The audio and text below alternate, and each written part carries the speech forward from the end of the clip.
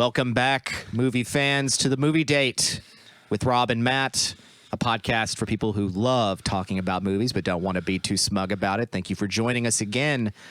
We've got a nice little two-film discussion today. A two-parter. How are you doing, Rob? I'm doing fine, man. How are you doing? I'm doing pretty well. So we got two very different movies that we want to talk about. This was my pick because, again, we're in currently the slate of not going into the theaters, but there are still things that have gotten out into VOD, and these have two things in common. Both star 90s comedy actors whose trajectory has gone on in different places, and both films have kind of put them into new or original light.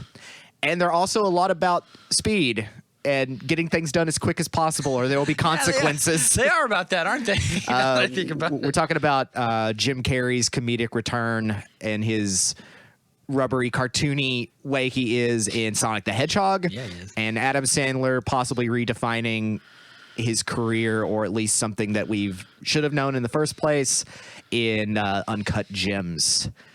Before we get into that, talk about a little bit of movie news or some stuff that Rob has on his mind right now. I'm just cynically using the podcast to talk about things that I like, which, if you have a podcast, I mean, feels like you should be allowed to do that. We're able to bend the rules a little bit to be able to talk about what we want. So, like, I was perusing online the other day. I think I was doing some music and editing our new episode. Our Game of Thrones episode should be up if you're listening to this. It came out today, actually. It's a long one. It's an epic. It is. It's 2.5 hours long, way longer than any of us intended it to be. So to say that there's still some steam left in there is under. But it's up, and I was busy editing that and putting it into a video, and then I was just looking around at stuff, and I was going back through. Sometimes I feel nostalgic when I'm doing something mundane. I'll listen to like scores or soundtracks from movies or video games that I really liked growing up. And anyone who knows me or has listened to this podcast, whether it was with me and you or going back to with me and Zach, I have a huge affinity for RPG fantasy games like Baldur's Gate, Icewind Dale, Neverwinter Nights, some Diablo in there maybe, and a lot of the D&D products. Yes, anything that was set in the forgotten, the 70s, anything that was set in the Forgotten Realms, the Ed Greenwoods. I also went down a Wikipedia hole and looked up the creation of like Forgotten Realms and all those books and the game settings and stuff, and I was probably longer than the actual wiki article for Abraham Lincoln or Winston Churchill. We shall fight them on the beaches, fight them on the landing brows, fight the mind flayers, fight them in the caves of somewhere. Yeah. I'm not as knowledgeable. The Sunset Mountains. Yeah, I'm not as knowledgeable of the. Fight them in the crags of Myth Dranor. Fight them at the spine of the world. I'm about to be. Since we're all quarantined, we're doing more D&D online. I was listening to their soundtracks, and they all have the same composer who did them, and they have some genuinely great soundtracks to them. It was one of the things that I remember from them most fondly was like the soundtracks by a guy named Einon Zur. And he, which sounds like a character name. From, yeah. It does. And he had these really stirring soundtracks. I remember like the music that played over your create your character screen was very much very epic and stuff. And I was listening to it, and I saw in the comments like, hey, they're making it was like a Baldur's Gate soundtrack. Hey, I can't wait to play the third one or whatever. And I was like, they're making a third one? What? Nani? And I went down the Wikipedia hole, and so like a few years ago, GOG, Good Old Games or whatever, bought Baldur's Gate and released them online. So you can download them, play them online. And they released enhanced editions where they added new characters. They went back and like brushed up the game, added some extra side quests. And it was I played it all again with these new characters. It was a great trip down memory lane for me. A lot of fond memories of me just sitting in my room doing nothing. It's kind of depressing when I think about it. But that's fantasy. Yeah, you know, that's where all this came from, is people sitting in the dark of their room. Exactly. Exploring imagination. Yeah, and so I played all the games. Like, this is really great. This game needs an update, because what they did is like they made so the enhanced editions were definitely awesome, and then they made a in-between from Baldur's Gate 1 and 2 called Siege of Dragonspear, which was very much maligned online because it featured a transgender character, and as we all know, the gaming community has no problem with something like that. Oh, how horrible. And it was, and I think that I have not played it. I keep wanting to because I just love that world, but apparently as soon as you meet her, she launches into, I was born a woman, but I'm a man, or whatever, and apparently people thought it was over overbearing, and apparently the person who wrote the character said that she wished she had given her more character development in hindsight, but she stands by the inclusion. And I think that's all well and good. Gamers can calm down as far as I'm concerned. Yeah, but they need to realize there's a wider net that has been for forever. And the cool thing about it is, like, Baldur's Gate already has already had an in-between quote, because you finish Baldur's Gate, they sell you a big expansion pack. And then you go to Baldur's Gate 2, and then it has an expansion pack. So there's like 5 things of Baldur's Gate. And that was back in the good old days of 90s PC, where you get expansion packs. Yes, 2001. You had to get the 4 discs, and when you went to a new place, you had to please put in disc blah, blah. Well, for me, it's Age of Empires, Age of Kings, and you get Age of Conquerors. Yeah. And you just put in a new disc, it uploads the EXE, and you've got... Yeah, now, none of that, all that's gone. The Sims kept it up for a decade, essentially. And now all that's gone. Now if you download it online, it's all DLC now. It just doesn't have the same Well, no, you appeal. get it you get the expansion pack for free, I think, and you don't have to do disc. It's so much... We live in a glorious age. Yeah, everyone so needs much to... better. And we complain about it pretty regularly, but there was something always fun about getting the expansion pack and being like, oh, absolutely. This is gonna be cool. And then you get killed immediately. Like, man, this is way harder than when I first played. Turn the difficulty all the way down. I am a casual. I don't care. But I saw they were making a new one, and I watched the trailers, and there's a gameplay reveal they did as well. Because they just got... It wasn't E3, but they just had a big... No, the trailer was... I don't know if the trailer debuted at... I think the trailer debuted at E3, and they just did like a live gameplay reveal a week or two ago. Because this is around the same time that the PS5 has been announced, as Sony did a big showing of all these games and remasters and everything. Yeah, and it's a good time for electronic entertainment. Yeah, and Baldur's Gate 1 and 2 were very storied games. They won a lot of praise. They made the studio that made them was they're set in, for anyone who doesn't know, they're set in like the Dungeons and Dragons world of Forgotten Realms. So if anyone is like hip to Faerun, that's what it is. And if you've read any of those books as I have, it was like really cool to see. Sounds like a secret, like if you're hip to Faerun and you just... No, that's the name of the continent. It's called Faerun or whatever. Yeah. And again, speaking from ignorance. Yeah, it's fine. I'm sure there's many a fantasy, like there are plenty of times you've described anime to me and I was like, wait, what does that mean? I grew up on JRPGs. Yeah. I played Fallout 4 recently, and I got really exhausted from it pretty quick because I'm like, I'm sick of freedom. Tell me where to go. I want a story, god damn it. I'm gonna go play Persona now. Yeah. But so the cool thing about it was, when the guy who created it was a guy named Ed Greenwood, and when he was playing Dungeons and Dragons with his friends, he created his own world to play in called Forgotten Realms, and it is like Middle Earth on steroids. Way more places, way more environments and races and stuff. And eventually, he got a call from the D&D people, and they wanted to actually Gygax and Gary Gygax or whatever. Yeah, and then like the people who the company that whoever owns D&D, I think it's TSR or something, and they said they wanted to purchase and purchase Forgotten Realms and create a whole brand of IP around it. Games, books. There was a movie in the works at one point, which was going to be the Dungeons and Dragons movie with Jeremy Irons, but it wasn't that. Yeah, no, that's funny you mentioned, because that movie didn't actually happen. I wish it didn't. Oh yeah. It's terrible. It's funny. I admire things about it, but it's of course it's not a good movie. Ooh, it's bad. But it made me laugh a lot. And again, going back to terrible. Onward is a better Dungeons and Dragons movie. Watch Onward if you want to watch a great D&D movie, because it's basically what it is.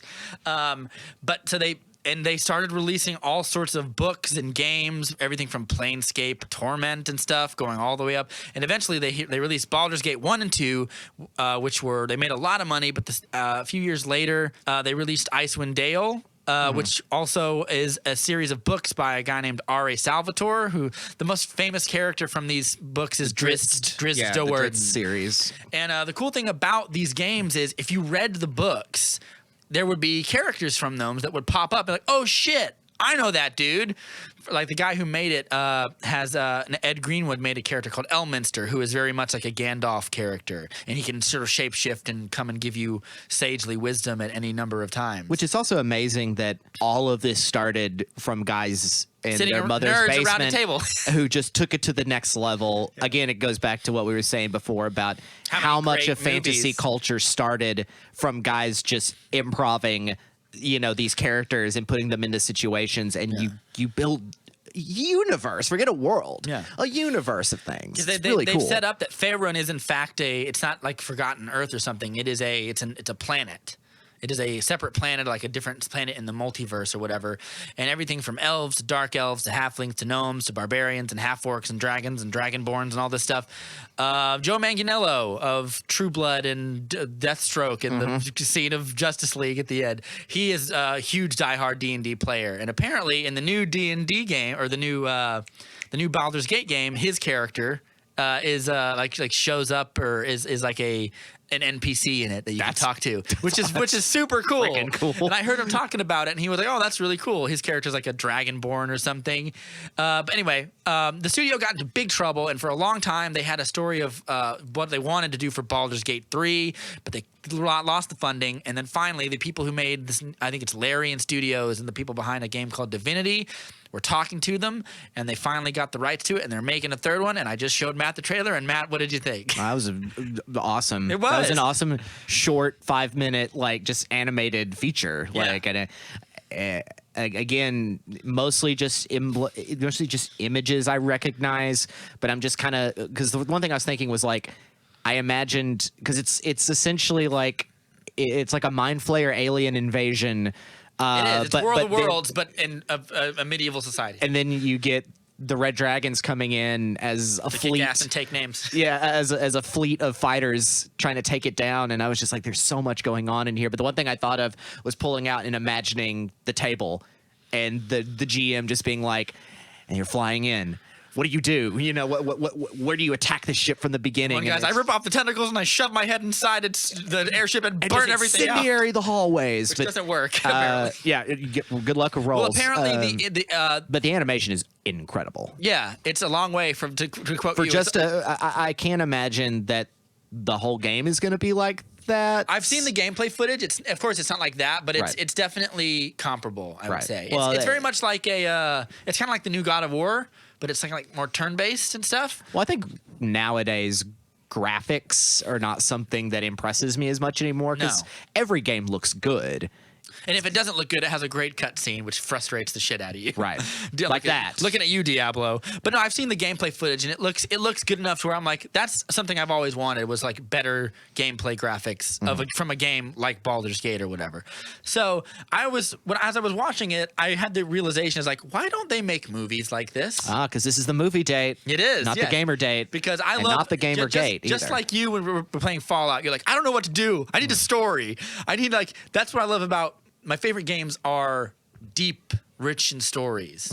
Like Baldur's Gate has a story. You're the son of an ancient demon god who sowed mortal progeny throughout the world that would one day bring him back, and you're one of those people. And 1 and 2 is basically about your trials and tribulations as being what's called a Baal spawn. You're the son of Baal or whatever.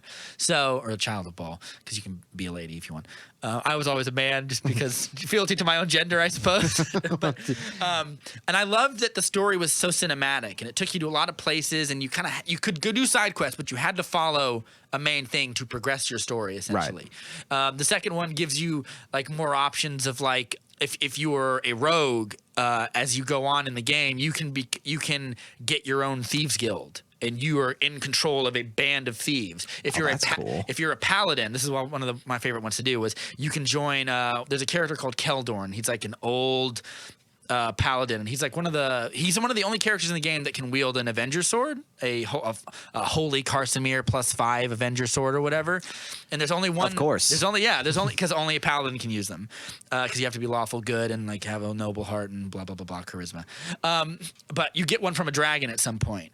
And if you are a paladin, one of the cool things you can do is, 1, you can use the sword, and 2, once you kill the dragon and take it, you go back to he is a member of what's it called, the most noble order of the Radiant Heart. They're a group of paladins, and they're like the Jedi Knights. They're supposed to do good in the world. They're just the lawful good.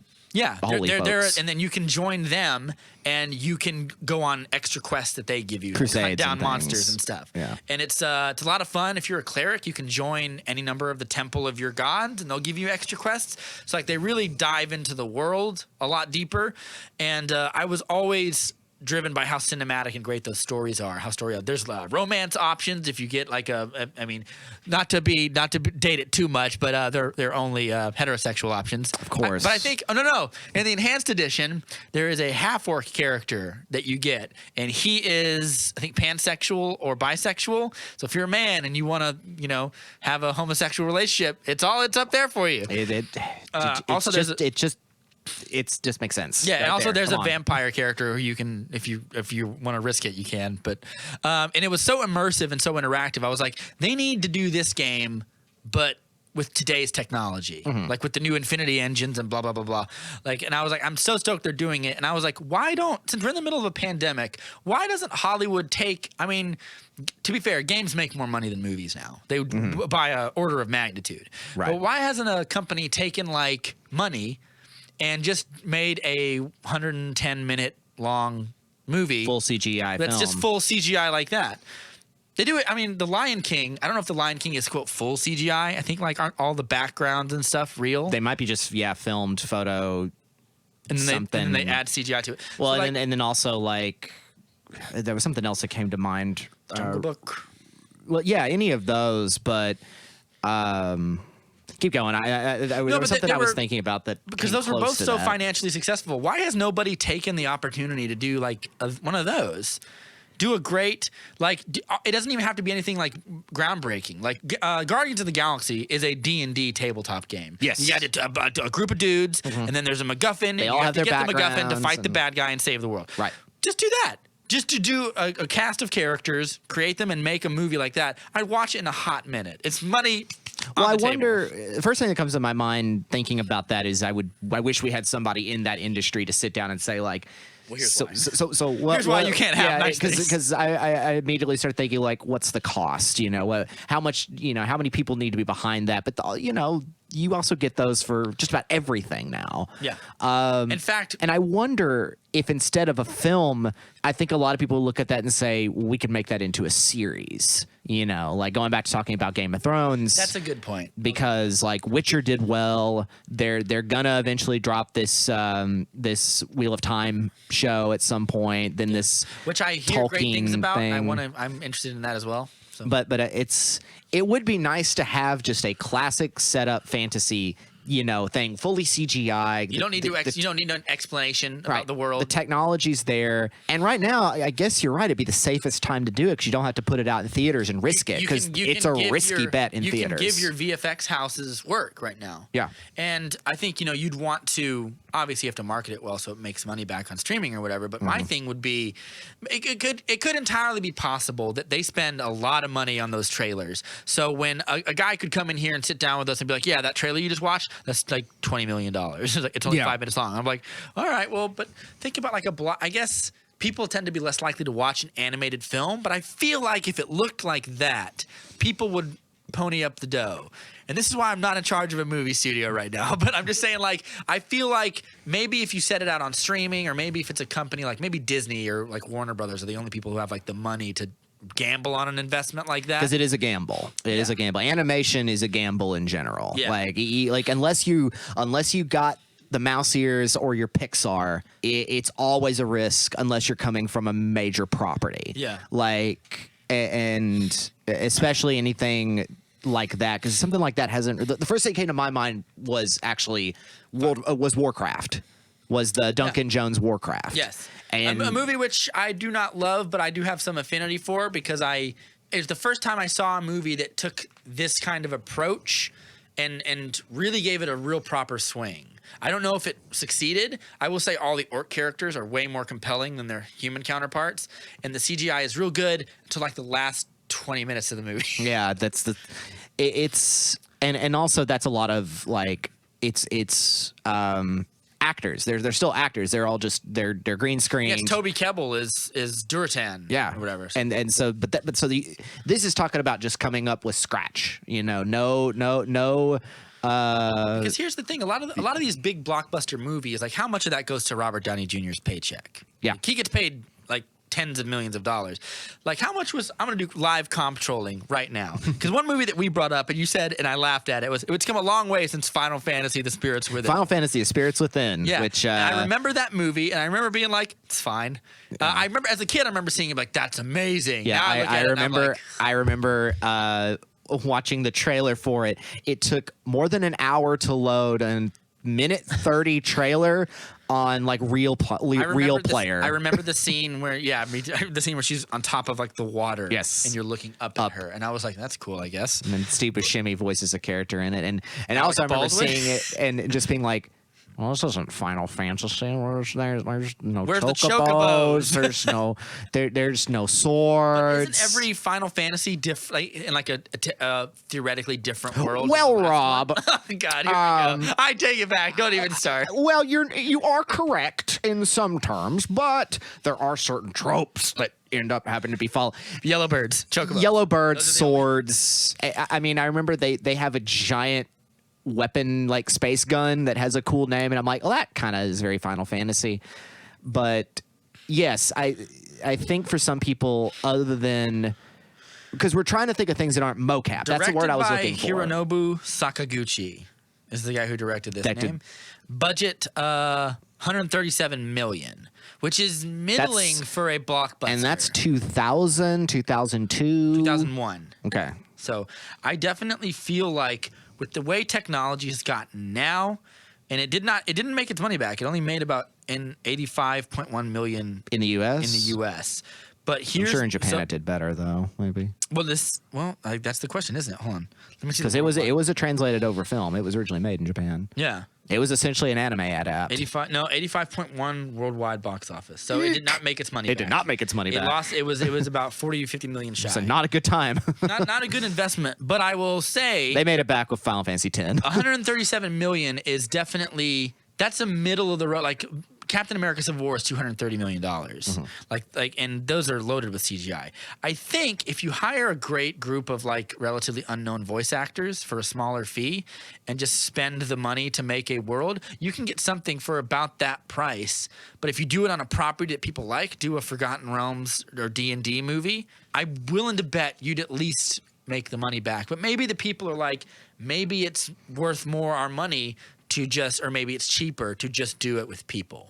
I think that's kind of the best bet. I mean, that's why you get a 5-minute trailer for something that's really good and sharp, because they're like, it's for another property that's going to sell individually in higher numbers. Yeah. To do a whole film like that, you really got to have something that's going to connect. Rocksteady. Because you're not going to bring in mainstream audience unless it has some kind of twist that people are going to be like, ooh, that looks interesting. That's true. The gimmick doesn't work that well. Because all the films I could think of that were popular, like Avatar and things like that, are all mocap films. A lot of CGI. A lot of CGI, but they're screen. still mocap.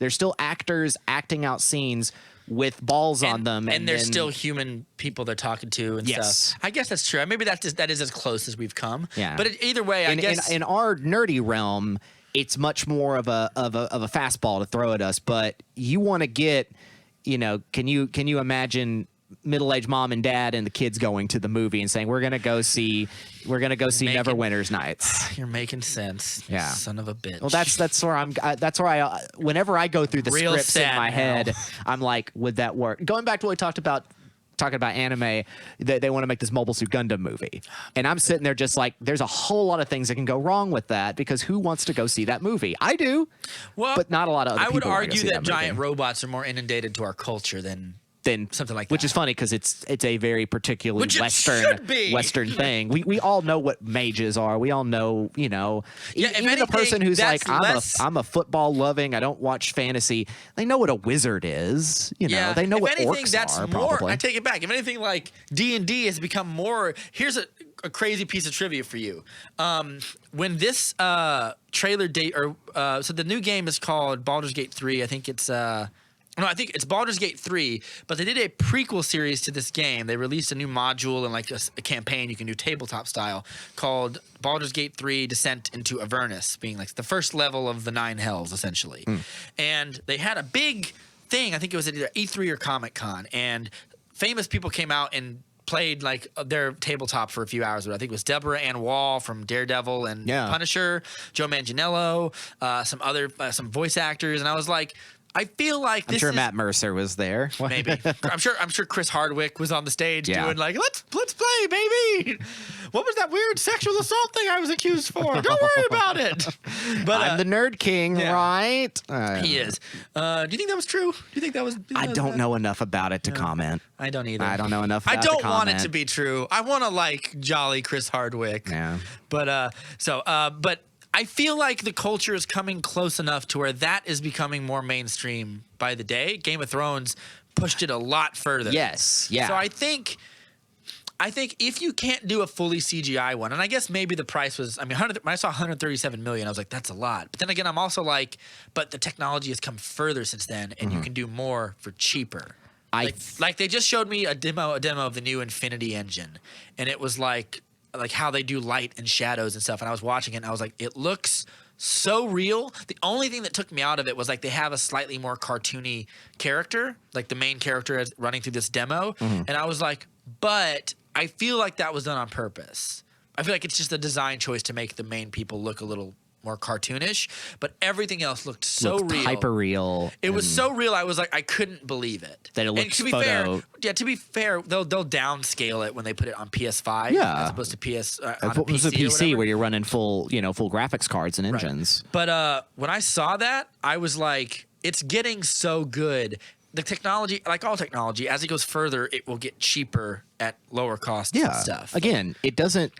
20 years from now, you're able to get a 4K TV for $20. Right. Well, and even 20 years ago, something like Spirits Within looks like a groundbreaking achievement, and in the end, it wasn't. Yeah. And with games, it was a great example of the cutting edge technology we had available to us at the time. Right. If you had $137 million. Well, it's and with video games, whenever you're showing up to E3, you're showing up to Comic-Con, or you're showing up to anything where you're at a display, you want something that's visually taking.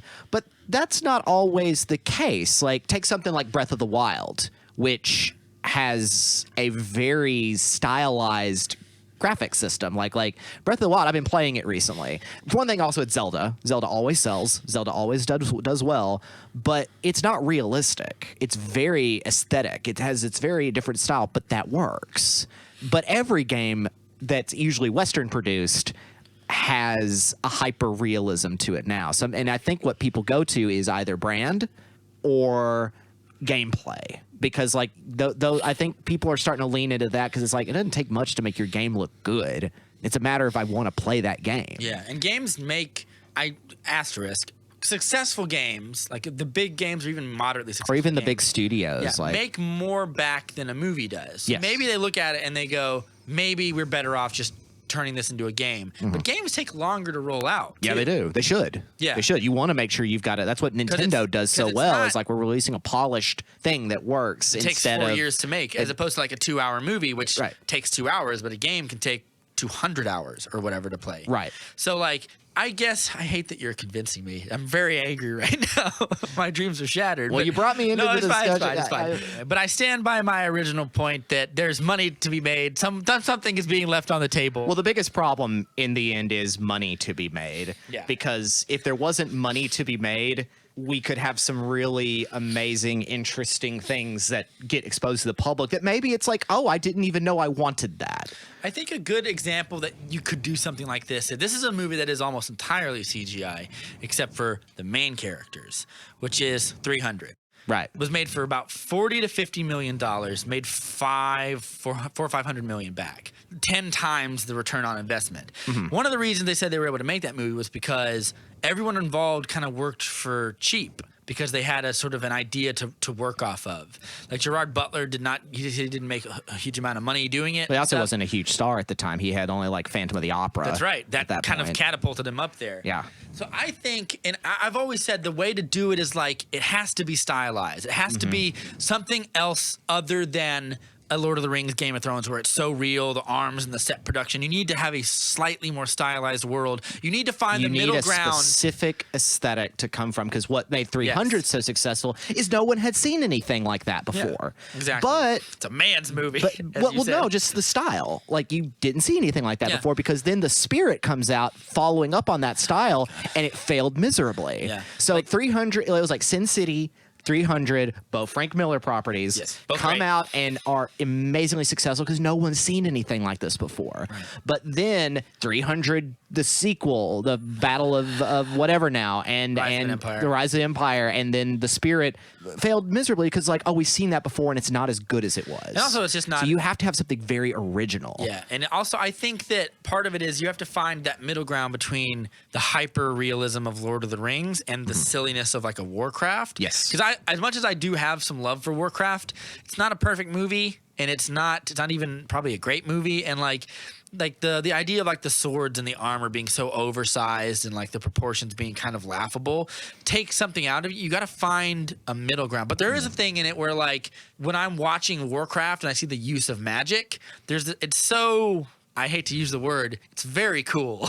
Like, when they use their magic, they have the little blue alchemy symbols and their eyes glow. Yeah, and that's I'm like, neat. It's awesome. Because that grounds it in some internal reality, because obviously it worked for, like, Doctor Strange. Yeah, and if you can find a way to take, like, 300 is essentially based off of a real event. Right. If you can find a way to hyper realize and stylize that, I think that is the way you will do a D&D type thing. And whether or not it's full CGI, and I actually watched the you've ever played Elder Scrolls or Skyrim or whatever? Yeah, a little bit. So I played Oblivion. So yeah, Elder Scrolls Online had these giant cutscenes too. Yeah. There's like 4 of them. And someone cobbled them together into a 22-minute long epic battle sequence. That's how many of them there are. So I'm like, how much did that cost? Right. If it's 22 minutes. As filler for the rest of the game. 22 minutes, that's about a quarter of a movie. So come on, people. That's help a short me out film. here. So yeah. Well, going to that, the other thing I thought of is, like, you can, I think the idea of doing like a standard D&D sort of setting, light medieval kind of thing, I don't know if it's as appealing. However, and it may be just me, if it's not as appealing for me. It's possible. But I think of something like, if you had the same idea, the same kind of magic, the same kind of other species and things like that, and other races living in this land, but put it in a stylized world, like a Victorian era sort of thing, like steampunk it a little bit. And I think at the game, well, they did have a giant flying ship, right? That's but everybody else is fancy. Dressed like a peasant, It's but if there was this stylized thing around it, I don't know. Maybe that's just appealing to me. That might just be because I think about, like, make a movie that looks like Bloodborne, which they've talked about doing. Yeah, I think that is like a little more where, like, it's very much like people love the dark, gritty Game of Thrones. Everything's terrible. We're dressed in rags, like that kind of stuff. Well, even but in the new trailer for Baldur's Gate 3, like, if they showed pictures and images in the video or whatever. Or not the trailer, the gameplay footage, and like bards are dressed like kind of like Shakespeare in a way. Yeah, they have some big poofy hats and stuff. So I think there's elbow room. Yeah, it's style. You can get away with a lot of different stuff. I guess in the end, like, it's kind of we don't know unless someone takes the risk on something like this. That is it, isn't it? It's a risk, and someone's got to be like the head honcho and be the first guy through the breach. Because I'll talk about one movie I saw that was fully CGI when we get to talking about Sonic the Hedgehog. Okay. But I think about something like a movie I really enjoyed but had diminishing returns, which is Spielberg's Adventures of Tintin. I never saw that. It's good. It's really good. It's like the Indiana Jones movie we never got, except it's way more PG. It's way more light, but it's really fun. Andy Serkis is in it. Andy Serkis plays Captain Haddock. Daniel Craig plays the bad guy. Plays Rackham the pirate. Oh, cool. Simon Pegg and Nick Frost play the Thompson detectives. Nice.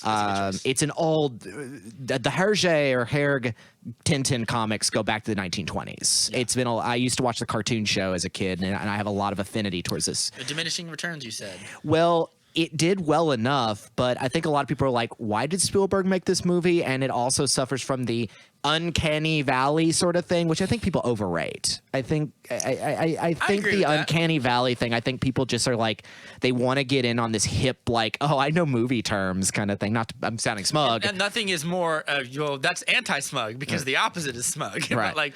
but I think it's like everyone there's thinks also, a movie like that looks like the Polar Express. And Polar Express is like, ooh, that's the movie that was like disturbing because they couldn't get the proportions right.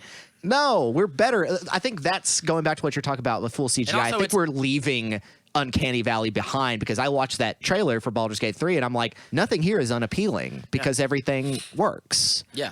Everything's grounded in like proportions that you look like. The dragons looks like a lizard. Yeah, but with wings. And the like, orc people, I'm like, they look like what they would look like in the real world. Right. Even I'd say Warcraft for all of its, I would say the orcs in Warcraft, as ridiculous as their proportions are, it feels real. It feels like there's a weight to them when they move. And there's a reality in its until universe. the last 20 minutes when it becomes like the Phantom Menace and you're like, But it's I also think that it's hip to kind of shit on CGI in movies. It's the one complaint that you can always talk about, and people can't just say that you're wrong. Yeah. Or something. So again, I also think that that's a fighting match that's done mostly in film communities where that's true. Where it's mostly nerds talking about the difference between film progress and wanting to see like more squibs and arms and limbs and prosthetics and things. And I'm like, I'm a big fan of prosthetics. But I'm also a great fan of my hyper-violence. Yeah, I'm also a realist, you know. There's like an Instagram page I follow called Anti-CGI, and it's just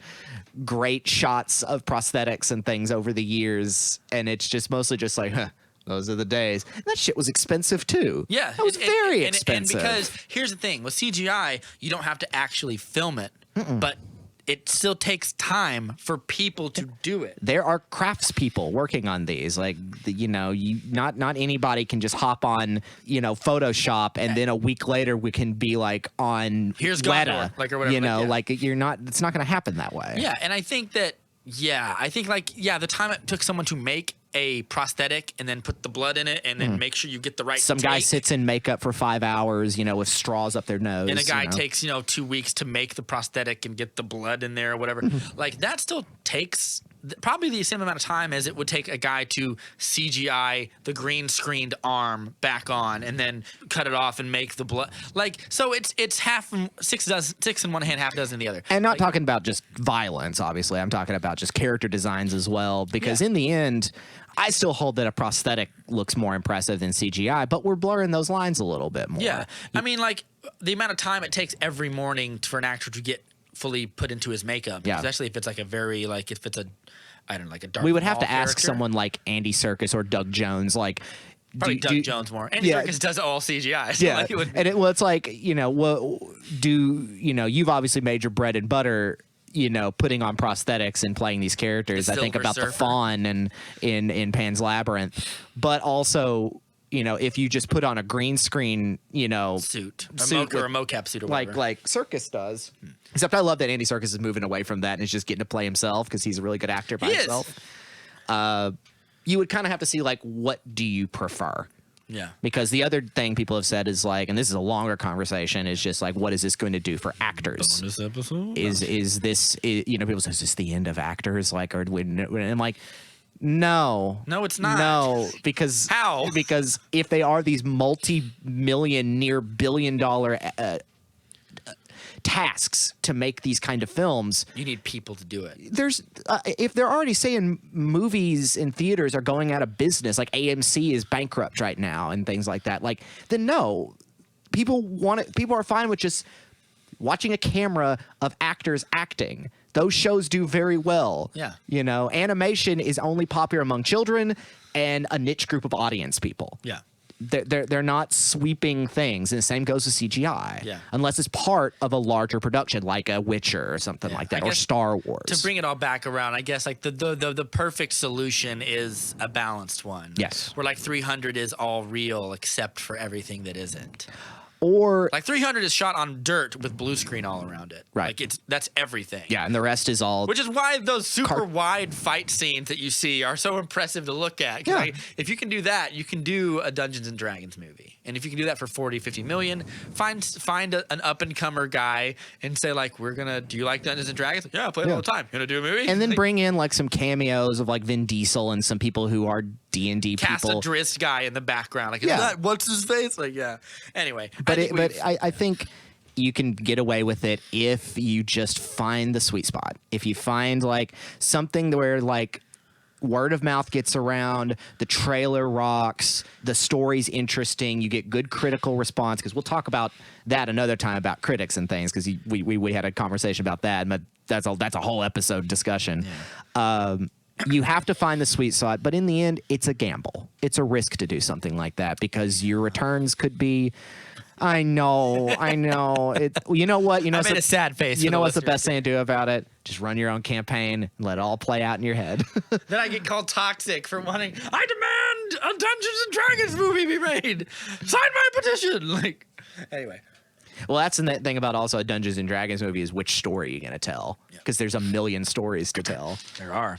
And that's the great thing about a world like that. But it's also perfect for a writer's room and stuff. Yeah, exactly. Yeah, because there's a lot of characters. But again, Guardians of the Galaxy is a great D&D story. It's just sci-fi. Yeah. It's just all it is. We have to go to nowhere. Oh, hit the little travel icon. Now you have to go to and there's one guy who rolled a mutant raccoon with a lot of high stats in weapenry. Yeah, that's something that his somebody crafting would do. skills are off the charts. One person is a tree creature. All right. Anyway, that was a fun conversation. I know. That's commercial break. Edit out the drink of water, Rob. So out of the, I guess we'll go into the discussion of the Talking time. about video games, and now Yeah. we're talking about. Now we're talking about, well, video games will come in the second half. Yeah. But first, Oh, you want to start with? Okay. yeah, let's get real. Because here's something that did turn out to be successful after it ended up on Netflix. Yeah. Switching gears, you can hear the wheels skid. I want to talk about Uncut Gems by Josh and Benny Safdie, the Safdie brothers. This is a Netflix-only film, or was it released in theaters? It was released in theaters Yeah, I thought because people were like, Adam Sandler should have got an Oscar nomination for it. And he won the Golden Globe, I think, for acting. Like he won several awards for acting. He got the bronze. The Safdies got some nominations for writing. This is the second Safdie brothers movie I've seen. I think they only had 3 features. The first one I saw was Good Time with the Pattinson, Robert Pattinson. Yeah. And it is a slimy neon noir set in Queens. Very New Yorky directors here. The New Yorkiest movies. About 2 brothers, Robert Pattinson, and one of the Safdie brothers is his brother who has some kind of learning disability, and they rob a bank. It all goes wrong.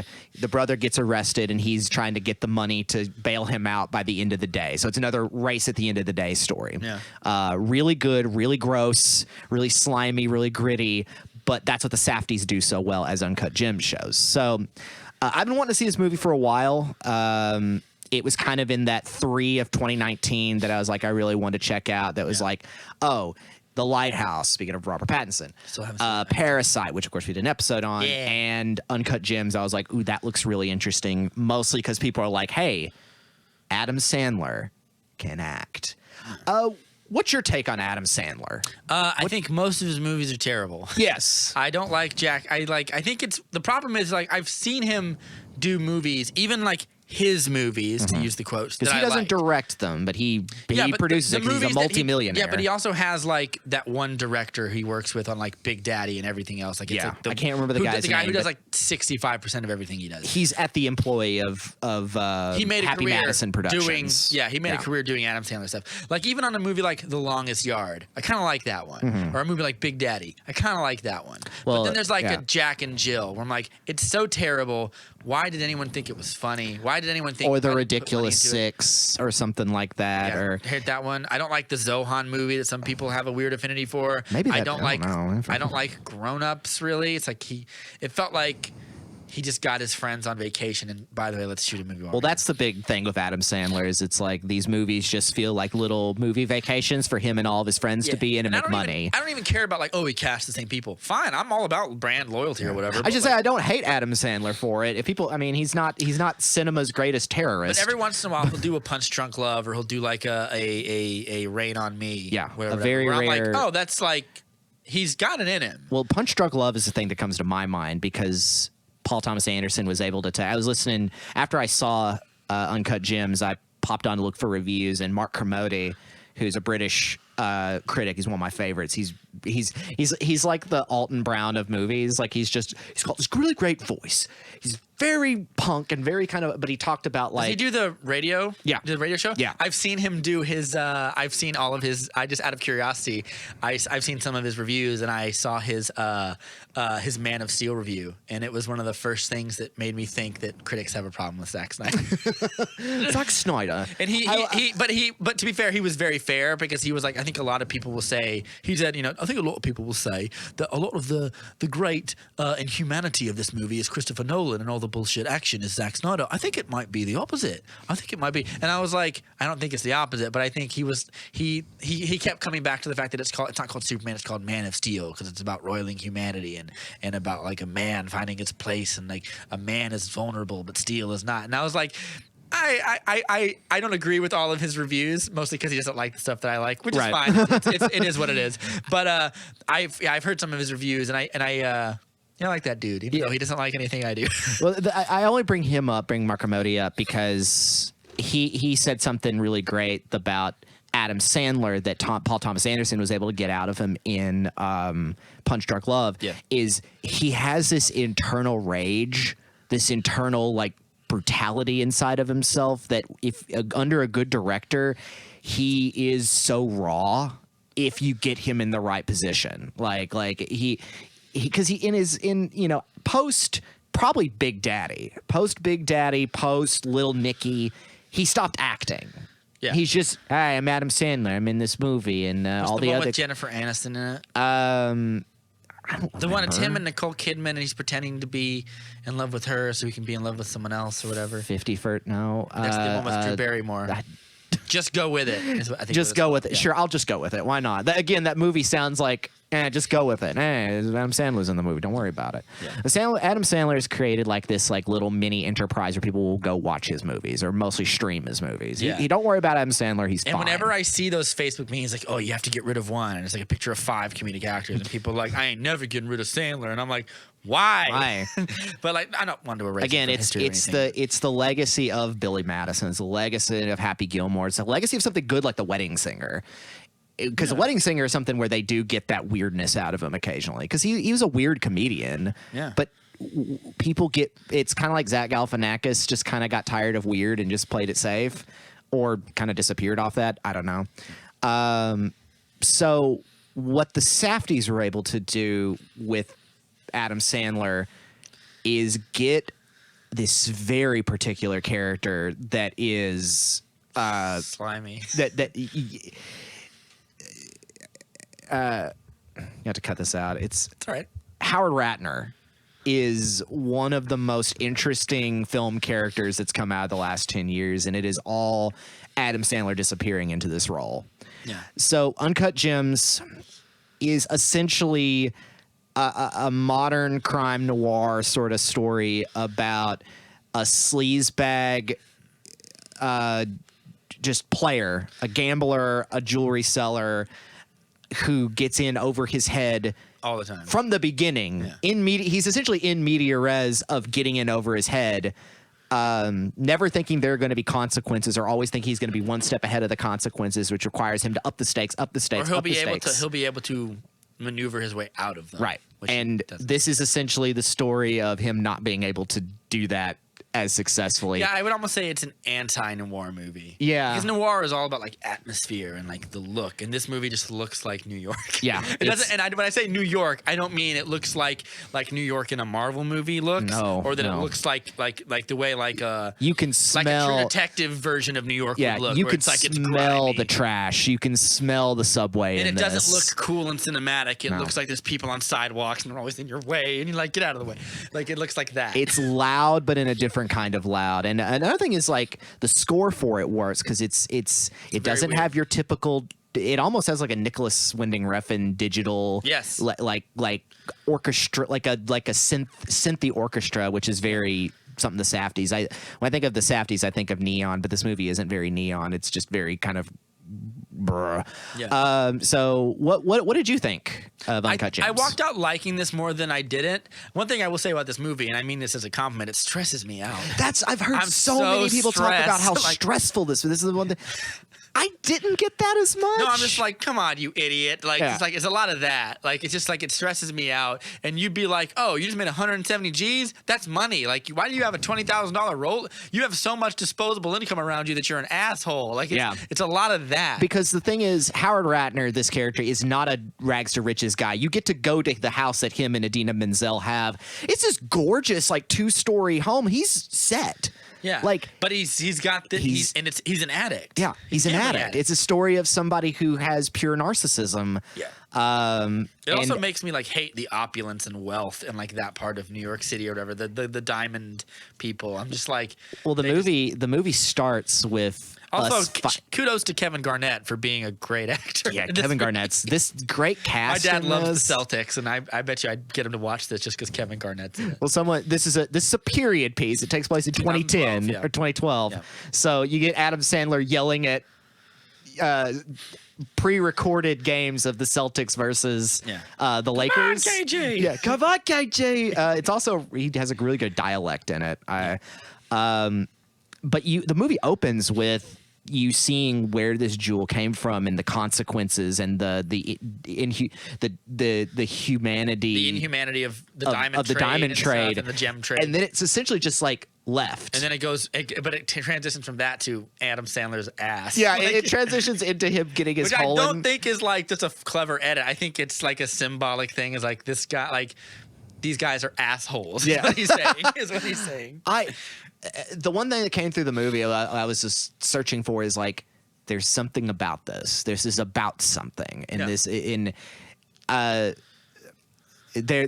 someone made the point during the great scene where Adam Sandler is at the jewelry place. He finally gets this rough gem, this opal.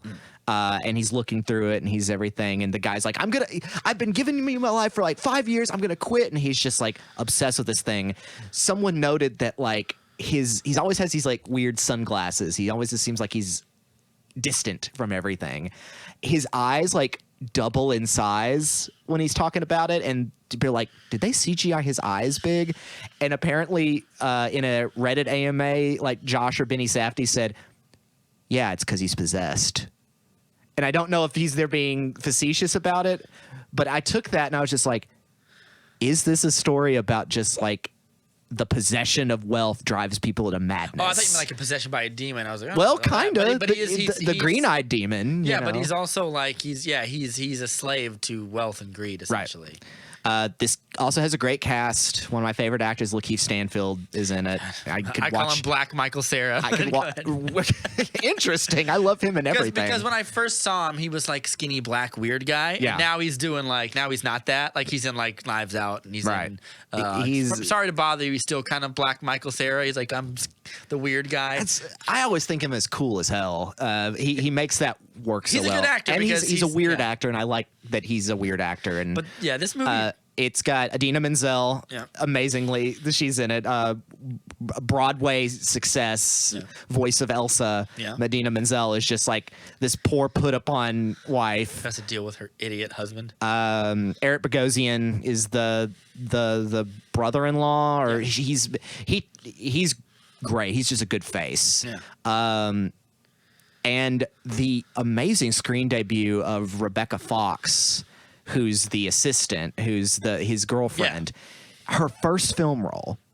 good She's for her. mostly just a model Yeah. and a personality, and she's got it. Also, a couple of cameos from famous people in here. Yep. Like, I mean, usually, like, I don't know if I'm pretty And sure obviously, they're. Kevin Garnett Yeah, is a they're- major character in it. Yeah, he's good. They're terrible versions of themselves. I hope The Weeknd is not like that because I'll hate his music more. but Yeah, The Weeknd is in this, and you do get to see Adam Sandler try to beat the shit out of The Weeknd.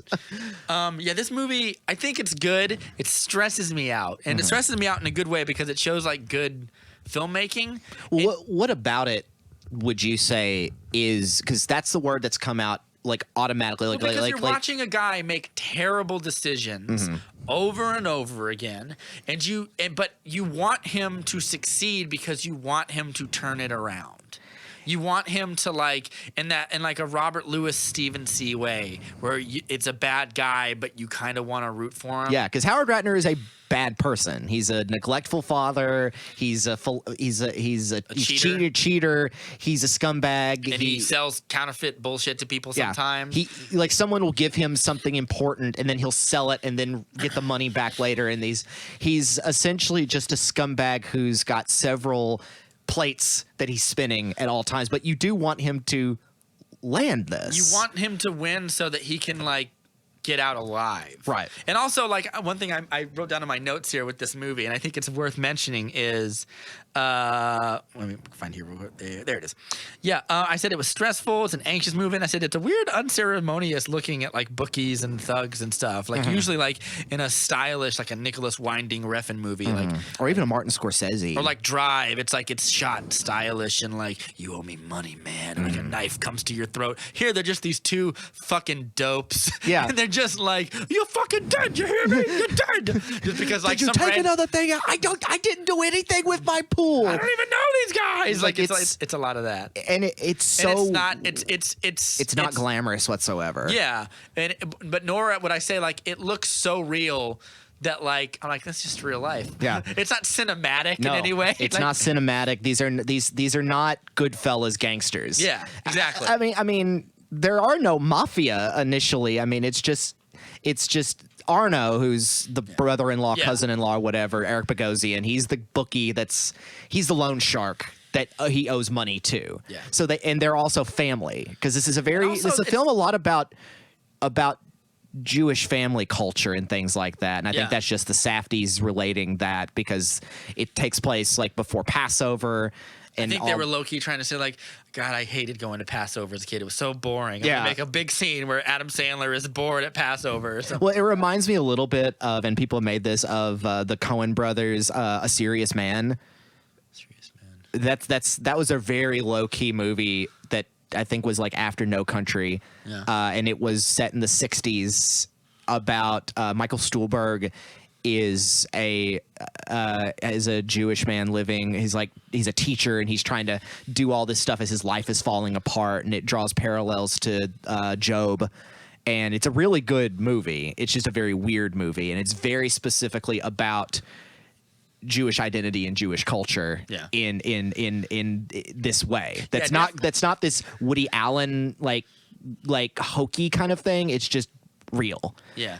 This movie definitely does not help the stereotype that Jews have all the money, because they're all a rich, opulent family of privilege and wealth, and money, and but there also is this underpinning of just Adam Sandler uses even his family members to try to get ahead. Right. And, but they make a point of saying Adam Sandler is this character that is just almost unbelievable in being this animal of wealth, this constant hustler. Yeah. And there was even a part in the movie where do you think we can go ahead and get into spoilers now, possibly? Yeah, I think we because it's hard to talk about it. It's hard to talk about how the film ends up going. We're gonna go into spoiler territory right now, because I also think I like the movie, and I think that you should see it. Yes. For my last I mean, it's not a movie. It's a definitely very R-rated movie.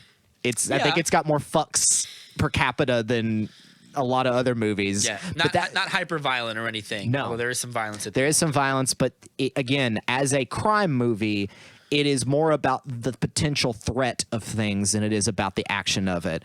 Yeah. And I actually, going into spoilers, I would call this would make a really good Shakespeare story, the tragedy of Howard Ratner. because it's But it wouldn't have noble lords. It'd have like some local street urchin. yeah, it's like a Two peddling. Gentlemen of Verona tragedy. I don't know why I thought of Shakespeare in this. I'm like, you could adapt this script into Shakespearean prose, and it's a very similar story about about this one particular hapless character, A jewelry seller named Kyrano who sells a bullshit right? ring to a lord. and he thinks he's going to get out of it. He thinks everything goes well, and then he just gets himself killed. Yeah.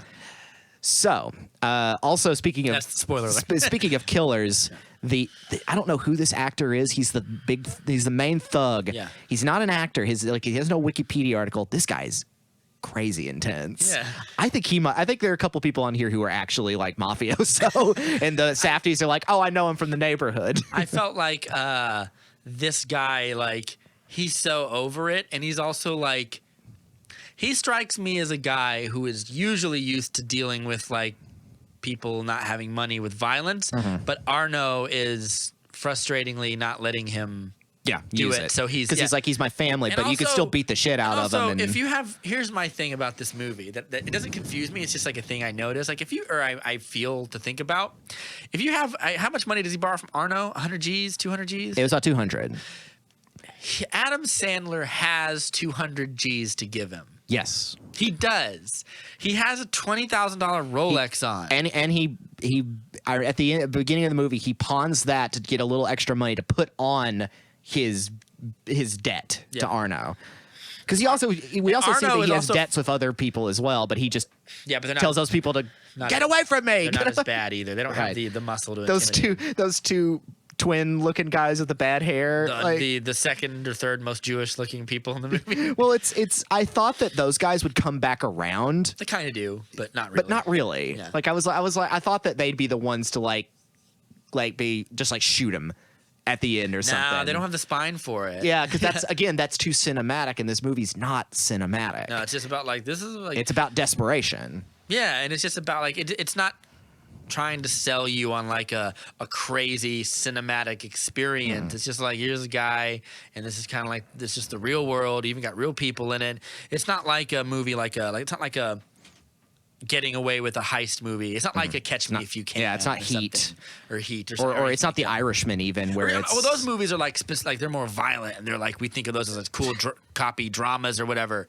But I think that it's not even like what's an example of like a more stylized version of this movie, or not even stylized but cinematic. Is like give it that movie The Mexican. yeah. It's like that. Or around that same time, all the Way of the characters- Gun. Yeah, where all the characters have great dialogue. Where they do have great dialogue. Well, but they're all- not in a here's a great little monologue this character gets. It's just like the dialogue feels very real and it's acted very well. And those are post Tarantino, like post Pulp Fiction kind of crime drama. Those are so hot. Yeah. Coming off the mid '90s and on. This is the anti-Tarantino. I say it's the anti-noir. 'Cause Yeah. It's not stylish and there's no cool music or shots No. in the rain. No one has these There's no- monologues. Everyone's yelling over each other. Yeah, there's no Ryan Johnson-y like Looper is a very like when I think of like a noir, I think of like that. Or like, Brick or even something like if you want that. to get real into it, like Sin City. Yeah. That's classic noir. Right. But this is just like it's anti-noir is the best way to describe Yeah, it. I think. because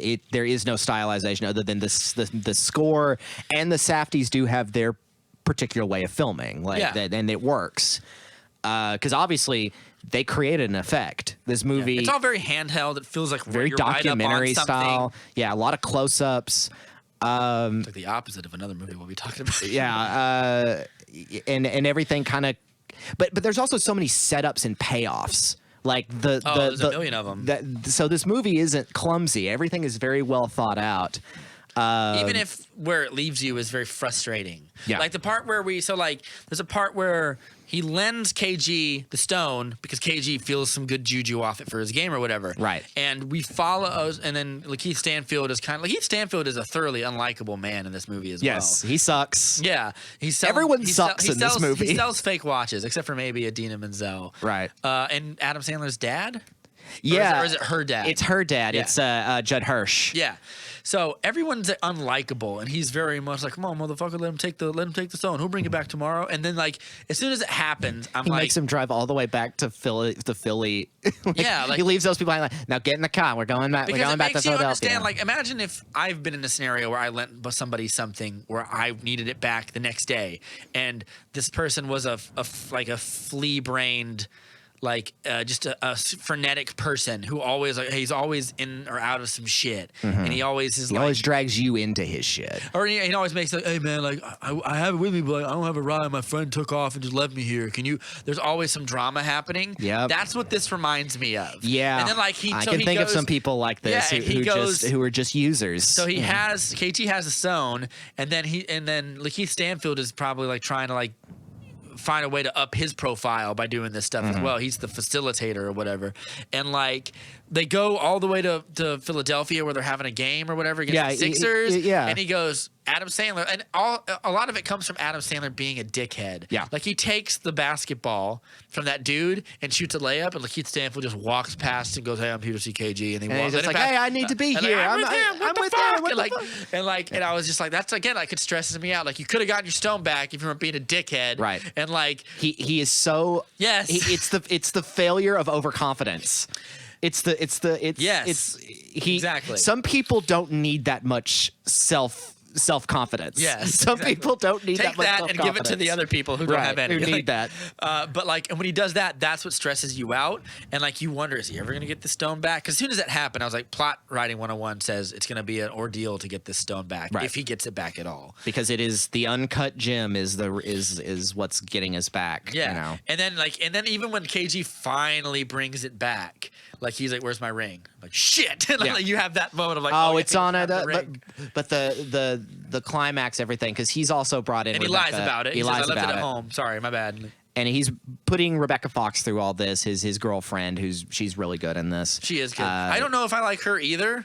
She seems like a user too, just a Yeah. little more subtle about it. Yeah, she's definitely being used because it's like, how do you find this guy to be appealing whatsoever? But Yeah. he's also, I don't know, he's also rich. And But he can't play back 200 G's. Again, No. like or he thinks he can up the stakes, which is essentially yeah, because he had at some point enough money to at least stop himself from getting his legs broken. Right. And he does it. And then he makes the money back. And Arno is bad at being a bookkeeper. Even. Right. Like no one's a professional. Like that's the Yeah, thing. exactly. That's what I'm saying. Everyone Like, in a- aside from Kevin Garnett, who's a good basketball player. Yeah. Aside, like in a movie, like there's a movie with Brad Pitt called Killing Him Softly, where he Yeah. plays a professional hitman. There's a great Yes. movie where it's him and Scoot McNairy, and they park like behind the car, and he just kills the guys. Is it the slow-mo sequence? Yes. Yeah. And it's because kind that's of- another anti-noir because but it's even it is a heightened, like intense, Yeah, it's stylish slow motion, version of that. hyper-violent, And there's even at the end of it cynical. where Brad Pitt tells Richard Jenkins like, America's not it's not a country, it's a business. Now fucking pay me. And like I love the idea of rough like murderers or hitmen who are not necessarily evil, but it's their job, and they don't get paid enough for their job. Right. And it like I love the idea like of the mercenary neutral. an anti-hero doing bad things because he's cleaning up after idiots who don't do anything good, and he's underpaid for it. Right. There's a theme in there that I like. This is like the opposite of that. There are no professionals. No one's they're cool. all idiots. There's no Punisher. There's no guy waiting as he runs out the door like, I knew you were going to be here. Like, Right. there's none of that. This He's is a able to- very obviously very anti-capitalist movie because it completely defrauds the idea that people who are handling money and everything know what they're doing. No, everyone's making bets. Everyone's taking chances. Everyone's lowballing. Everyone's highballing. Like, yeah, like it doesn't matter. It reminds me a little bit thinking about Parasite, where it's like someone says, "Oh, what this family's doing is so undercutting and evil," but it's like, but if rich people did it, it wouldn't be a problem because that's just the hustle. That's just smart business. Yeah. He just made a bet. He didn't do anything illegal. Yeah. But he's definitely an asshole. Yeah. Like did the Parasite people do anything illegal? They implied that someone had tuberculosis, but can you send someone to jail for that? Yeah, Probably not. well, it's not really. I mean, everyone makes decisions on this, but this is all about people either not being satisfied with their decisions, which I guess that. But because they're all unprofessional, you get the sense that someone could lash out. Someone could crack your kneecaps. Yeah, with a that baseball bat. I think this is the story of this character Howard Ratner at the moment where the consequences finally matter. Yeah. Because there's a point where I thought there would be a bigger tragedy in this movie. Yeah. But it isn't, because he's just like, I remember in the trailer, he's like, don't let that person in. Call my wife. You need to go to your friend's house, because he knows they're going to send some knee breakers to come to his family. Yeah. But that doesn't happen. The unrealistic circumstances don't happen because this movie is so starkly real. Yes. And the most cinematic thing that happens is the really great climax, which also again shows they're not professionals. No. A professional would be like, he just made $1.7 million. Yeah. We're going to make our money back right now. Yeah, But he instead, that because he hothead- can't keep his temper, he kills them. Right. And he kills Arno too. yeah, and then they to steal they some rob the gems, place, which may not be real. Right. like and that 2 point something million he made off the Celtics game is going to go nowhere. Yeah. Like, who Well, knows what it's she going to has happen. it. Oh, that's right. Rebecca Fox has it. Also, she just flies off on a helicopter and lands, but just real. You know, it's like an Uber for helicopters. While it goes to Mohegan Sun. Whatever.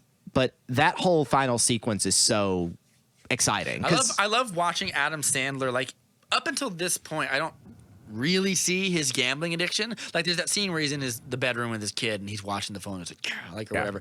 But up until he meets Kevin Garnett again and he outbids him at the bid. Yeah. And his dad This is how- if his you get the dad-in-law is so fucking pissed. And then later, Kevin Garnett implies he'll still buy the gem right. for $175. The scene at the This is how I win, or whatever. yeah. So when he gives him that scene, he works himself up into a frenzy of like, let's make a bet on this thing. Yeah. And I was like, no, you idiot. How about I put it in on it? No, let's raise it up. Come on, KG. This is how I you win. see the dudes at the door for his money. And Yeah. I'm like, there's a light. It's a few feet away from you. And this is what I mean when it's stressful, because you just feel it's a sign of good filmmaking. Like, it's high praise for the movie. Able to make a thriller that doesn't rely that On there's blood only or one violence there's one gun. Yeah. And that's it. Because these people are not they also recognize a world where it's not mafia fantasy where you can just gun people down in the streets. Yeah, this isn't Those guys Godfather. probably go to prison. Yeah, they do. Because there's cameras everywhere now. Yeah, or whatever. they're fucked. Yeah, and I feel like that's a sign of the best thing I can give this movie. It stresses me out. It's got good performances, but they're not good performances in the way of like it is great acting, because acting is just, like I say, movies are just people in front of cameras pretending to be people they're not, Right. while the other person films it. But like, it's not a great movie in the way that like you read an amazing screenplay and like the writing is so good it lifts you up. Where like if you just say the dialogue, you're fine. Most of the film feels improvised. It feels very or it feels very like handheld. the dialogue is so whatever. Mm-hmm. It relies on the performance to like give it the energy. Whereas like what's a good example? Like a movie like. What's a movie that has like great dialogue? Or something? Any Tarantino movie, Yeah. like Django Unchained, where there's the standoff in the study where he talks about the Three Musketeers and Alexander Dumas. It's a monologue that lifts you up as an actor. You get to say all these great lines, Yeah. as opposed to Adam Sandler saying like, "Hey, G, come over here," Yeah. or like, "Oh, like Hey, come on! I want to yeah. You're like, "Oh, I does the Furby thing." Like that's like that stuff is just like. It's just bland stuff when you look at it written on the page. But when you have that energy, Right. the good performance is what sells it. Because that's where I think Sandler's doing some great acting. Yeah, absolutely. Is he disappears into this role, and he's giving it 100%. Like he's this character all the way through. There's never a break in it. His energy is always so off-putting and so off-kilter, and he's constantly living that. And it's something that I'm like, oh, of course Adam Sandler can do that. Yeah. This makes sense. But yeah, I've seen it twice already. It ends up being a lot more entertaining for me. I don't know why. It's not like a favorite of mine, but It holds your attention the whole time. I really like it. The movie felt like 3 hours long. Yeah, and it's short. It's not that long. Yeah, it's I think maybe under 2 hours or something. But I was like, because of all the situation, I mean, like the part where he's like naked in his trunk or whatever, and he calls his wife to get him out While they're at their daughter's play. Yeah, like you shake your head so many times. The scene where his daughter just blows him off and she's like, "Are you good? Are we good? Are we You know, we good?" used to talk more." I was like, "Whatever, Dad." Like, Yeah. I felt like, God, he's an asshole. She should say way worse to him right now. But yeah, Yeah, I don't really. There's not really a redeeming moment for him. Even when he has his breakdown where he cries to. It feels so. Yeah, he still feels like such a pathetic dick. Because he's not going like, I made some terrible mistakes. No, he's just going like, it's fucked up. Nothing's working out for me. Like, I wonder why. Yeah. Do you love me? He's consistently pathetic, but his saga is so interesting. You're just like, why am I rooting for Howard Ratner? Yeah. What is his character? Did you feel a sense of like bad, or like you felt bad when he got what was coming to him? Yeah. Or did you feel I felt like I was like, oh no, that sucks. But as it happened, I was definitely like, oh, he deserves it. Yeah. Again, it's a tragedy. And tragedies can happen to characters you don't like. And I mean, absolutely. So it's the triumph and tragedy of Howard Ratner. And I wonder if that feeling of stress that we see is because people like that are so rare. Like we can't imagine being someone like that, because anything that's on our plates is already stressful enough as a millennials and Gen Zers. Well, I'm the kind of person that if I got that level of wealth, I would not have like Rolexes. Yeah. Like walking around with a Rolex is like walking around with $20,000 in your pocket at any moment. Mm-hmm. So when he's talking like, I don't have the money, I'm like, yeah, you do.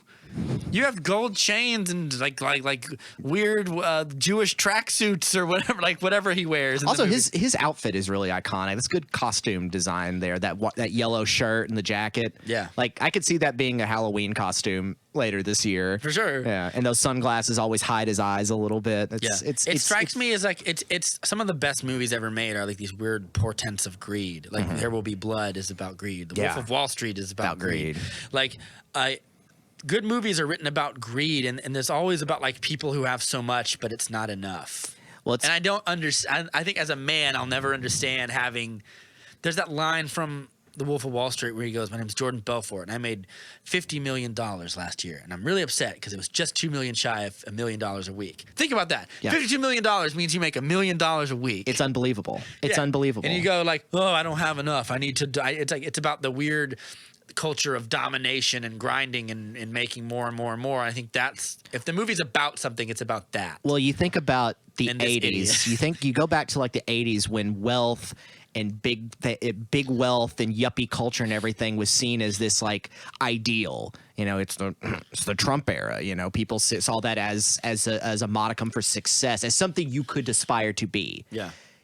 30 to 40 years later, we have Howard Ratner, who is a perfect example of what that hustle culture is and how destructive it is, how unrealistic it is. Yeah, but it's almost almost the opposite, because the yuppie culture is about like looking like you're always in control. Right. You have like a nice suit and a nice You're car the American Psycho. You know? Whereas, essentially. And this movie is about like, it shows how gross and grimy it really is, and it's not, none of it's real. Yeah. And it's as real as those fake Rolexes. Yeah. How much is that fake Rolex worth? As much as it needs to be. But like, if you had to sell a fake Rolex, because like Lakeith Stanfield, those are his watches, right? Yeah. That's what he gave him. Yeah. Yeah, because he was like, originally, that's why Kevin Garnett was there. He's like, I just want to check the watches, you know. And then he's putting up the watches, and he's like, no, I got the stone. Yeah. I think, give it some time, this movie will be looked back on and kind of like picked apart and being like, what was it really about? Because I think there's some really thoughty, heady things going on. Like what? Well, like that. We've gone from Gordon Gekko, you know, Wall Street, to Howard Ratner. Yeah. Our displeasure towards the illusion of capitalist hustle and glamour has fallen so hard that we don't believe that glamour anymore. Yeah. The real hustlers are always these grody, selfish people, and that's the truth of it. And Howard Ratner can look like Adam Sandler looks in this movie, but also is, you know, a hedge fund manager, or is also a Bernie Madoff. Yeah. Steve Mnuchin, Jeffrey Epstein. Yeah. You know, this is a character who doesn't care about how he looks. It's about the hustle. He's more honorable than those people. At least he's upfront about it, I guess. Yeah. They all believe their own crap. Yeah. No one believes his crap, so he has to work harder. Yeah, that's a good point. That's a good point. I think that this is a movie about the possession of greed, the selfishness of greed, the tragedy of this particular character. It's also a character piece Yeah, of because course. he's such a particular character. It's not, But I think it is kind of this story about the last leg of glamour culture. You say it could almost be a Shakespearean piece. It could almost be like a piece by Upton Sinclair or something. Yeah. It could almost be like a turn Like of a There the Will Be century, Blood. It's the story of someone with high but aspirations. with it's just a more wordy, not charming, but a more what's the word I'm looking for? More cunning, yeah. kind of slimy character, I guess. Yeah. It's Yeah.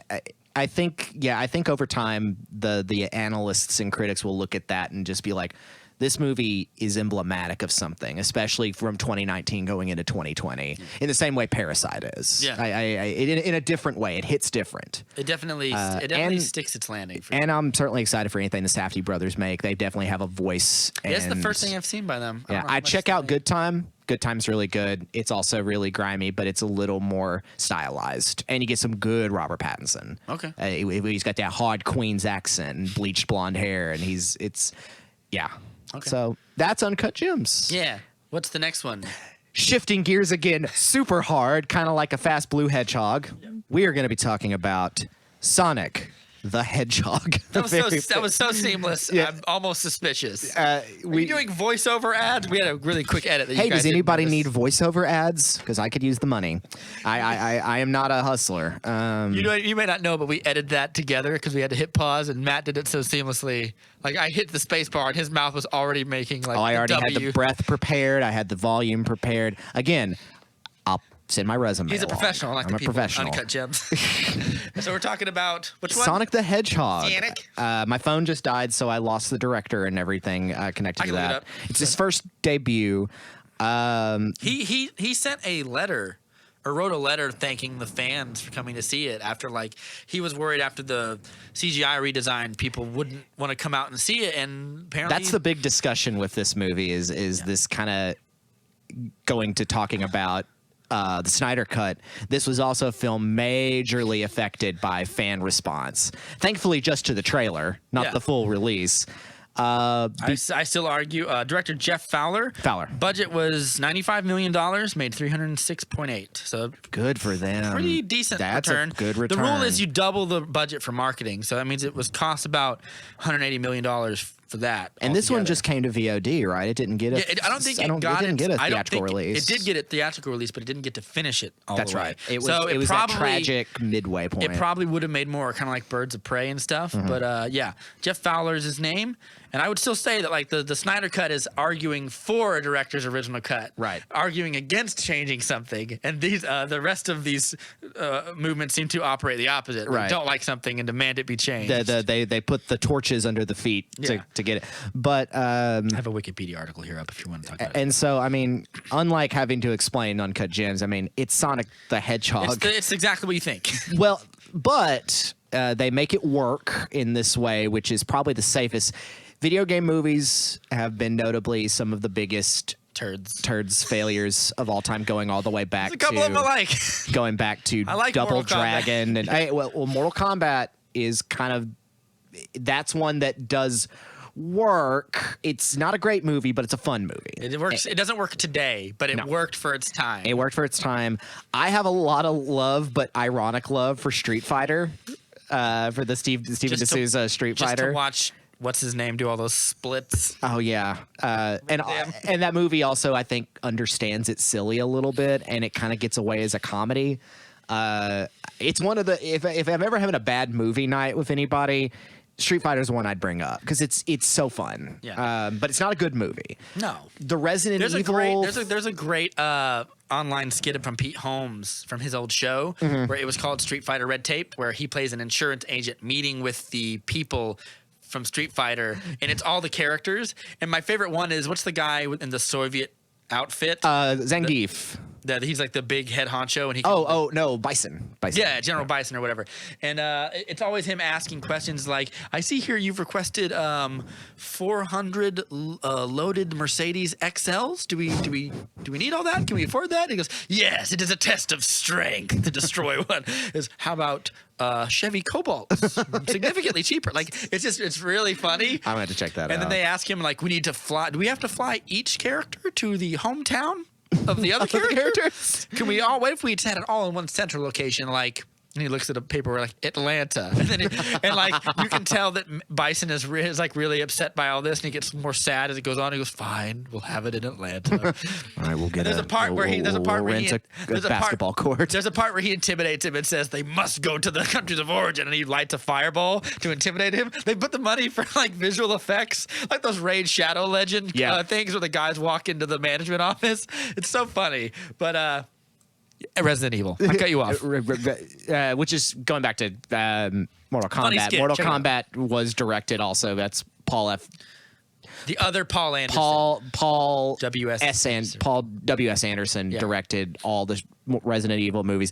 Again, some people love those. Some people find them a weird thing. I remember seeing the first one and being I like, liked the first one, it's fine. but it's dumb. It doesn't hold up today. No, but it's not the worst thing in the world. No, I remember there's a part where a guy gets cubed by a laser grid. Yeah, it's pretty dope. I was like, that's pretty good. That's pretty good. But they do it out of focus. You see his body out of focus just crumble into cube. I was like, ugh. It's pretty neat. Yeah, I think that's probably the most memorable thing about it, other than just Mila Jovovich kind of doing her thing. Yeah. A lot of people still have a lot of affinity towards the Silent Hill movie, the original one. No, it's bad. It ain't good. I'm a huge Silent Hill fan. The sequel's terrible as well. Oh, well, that's garbage. But the original one at least gets the atmosphere, and it is kind of its own story, but it's not a good story. Sean Bean's in it? Yeah, Sean Bean is in it and should die, but he doesn't. His character dies in the games. Yeah. He doesn't. This movie sucks. We should probably talk about God, so, the rage that I just heard in your voice. The movie sucks. Movie sucks. So Warcraft video game movies is one that I think is. I think it's the Detective Pikachu got some good reviews. Is it a video game? It's a video game in the sense that Wreck-It Ralph is a video game. Yeah, you sort of build it around the concept as opposed to like this is based on a video game, but it's based off things from a video game. Right. I would still say both those movies better than most video game movies, but Sonic the Hedgehog. No. I was going to talk about Warcraft for 40 minutes. No, we can't do that. No, but I said it's the only one that I feel is truly earnest. Like Mortal Kombat works as a silly kind of movie. Like it doesn't take itself seriously. Warcraft takes a very silly world and then takes it seriously. Yeah. And I think that is the closest we have come to a truly great one. Like I even saw Rampage with The Rock, which is technically it's based on a video game. It's based on the video game. But it's a video game like the Wreck-It Ralph video game that he's in. It's as a an game. arcade eat people If you want a great city game being burned down and monsters fighting, Rampage can't do as bad as Rampage. It's fine. I think the guy who did Rampage was going to do Shazam at a moment, and then they got the other guy who got David Sandberg who did those horror movies. Better choice probably, but because it's a Blumhouse production, right? That Rampage? did Shazam. I can't remember. No, Shazam. Shazam was New Line. Okay, but I mean it's still technically Warner Brothers because it's in that universe. Well, New Line has its history in horror. Yeah, but yeah, that's Assassin's Creed is. It's its own beast. Its own beast, which is kind of interesting. I kind of there's some good acting in it that I really was surprised by. Probably not a great movie if I'm honest. There haven't been really any ones that I'm like, this is the one. And even here, maybe I'm like, I'm still not like, this is the one. This is a goofball movie, but it's very simple, and I'm actually impressed how good everybody is in it, including James Marsden. Yeah, there's a couple moments where James Marsden does some really good acting with nothing. Yeah, there's some moments where I'm like, he's talking to nothing there. Yeah, and I know he is, but like, and you can tell it was like, cut, just whenever you're ready. Yeah. And he goes, I was like, what are you? Or whatever. Like, it's like, you can kind of feel it, but he does, for what he's asked to do, it's a good job. I would look at it and say, hey, good on that Marsden guy. One of my favorite. He's really charming in it. One of my favorite things to do is think about the best acting performances you've seen where someone had to do it on a green screen to nobody. My favorite one is still Mads Mikkelsen in Rogue One, where we see the message to his daughter, and he talks about how his heart was breaking that he could never see her again, and he calls her Stardust, and she starts to cry, and then I was like, Mads Mikkelsen did that great speech to nobody on a green screen. Unless they had a green screen set where he had an actor there. He's like, I need preparation. I need somebody here to talk with. Yeah. We don't see that. Yeah. But also, good on what was it, Felicity Jones? Yeah. She performs that pretty well, considering she's also looking at nothing. Yeah. Again, my favorite looking at nothing moment is everybody in the Jeep in Jurassic Park, particularly Laura Dern, when Sam Neill turns her head, like and she gives the look of somebody who just saw a dinosaur. Yeah. I don't know how she did it, other than she's that good. She saw a dinosaur in her mind's eye, because there weren't no fucking brontosauri there. No. She saw a dinosaur. One of the first big uses of CGI in a movie, too. Like a CGI creature. Holds up. Yeah, it holds up like the Gallimimus do not. The scene where they hide as the Gallimimus jump over the thing. They do look a little silly. PS1. Yeah, but the rest of the movie were. Anyway. Yeah. Speaking of CGI, we'll get into the plot. We're not going to have to talk about it as much because it's just simply a road movie. One thing they do to make this movie work is they take Sonic out of his world and put it in ours. But they make a point of telling you that. Yes. The opening, he's not There's from a cold open, and then there's an owl woman. Cute little owl creature. Yes. Loved her. And then she's like, Sonic, you have to get out of here and do your own thing. We also see Knuckles. Are those Knuckleses? Knuckle-Eye? Shaking my head here. The creatures that are hunting him are like, they look like Knuckles, but they have face ninja mask coverings and stuff. I don't remember. Yeah. I don't remember. I'm 99% sure they are. Knuckles is like straight red, but like I think they're supposed to be like they might race, be and maybe echidnas. that'll be echidnas or echidnas or something. They'll be the thing that are hunting him down in the next movie or something. Yep. I don't know. We can bring in Tails, do the whole deal. Well, Tails is in the post credits. I didn't watch the post credits. I thought the movie was. Tails shows up and goes, I think I found the right one. I hope I'm not too late. And he zooms off looking for Sonic. I'll have to pop on YouTube and find that. It's exactly what I just described. It's a sequel bit. You're not going to believe this. Oh, and Dr. Robotnik is on the Mushroom World. Yes, I saw that one. Yeah. He's lost his hair and he's got a big old mustache and looks hilarious. He looks great. Yeah. So it's a road movie. Sonic ends up in Montana, Oregon, Washington. One of those places. Yeah, and James Marsden is a small town cop who's bored. He's a good guy. He's got nothing going on. There's the local crazy guy. It's just a cute little town situation that doesn't exist. Yeah. It's very unrealistic. He's got a wife that's too hot for him, probably. Yeah. Well, no, James Marsden's a handsome man. Don't worry, James Marsden's fine. James Marsden needs to be Hal Jordan when they cast a Green Lantern. Hey, that's a good call. Yeah. I'm fine with that. And it's just very simple, cheap. It's a family movie. It's a kids movie sort of setup. Sonic shows up. He's been living in the woods for a while, running around. He's alone. One performance I love in this is Ben Schwartz voicing Sonic. Yeah. He gives 110%. Yeah. Like, he's all in. I've loved Ben Schwartz since Parks and Rec. He plays John Ralphio in that. He's Aziz Ansari's best friend, who's a loser, but he's always just like, yeah, man.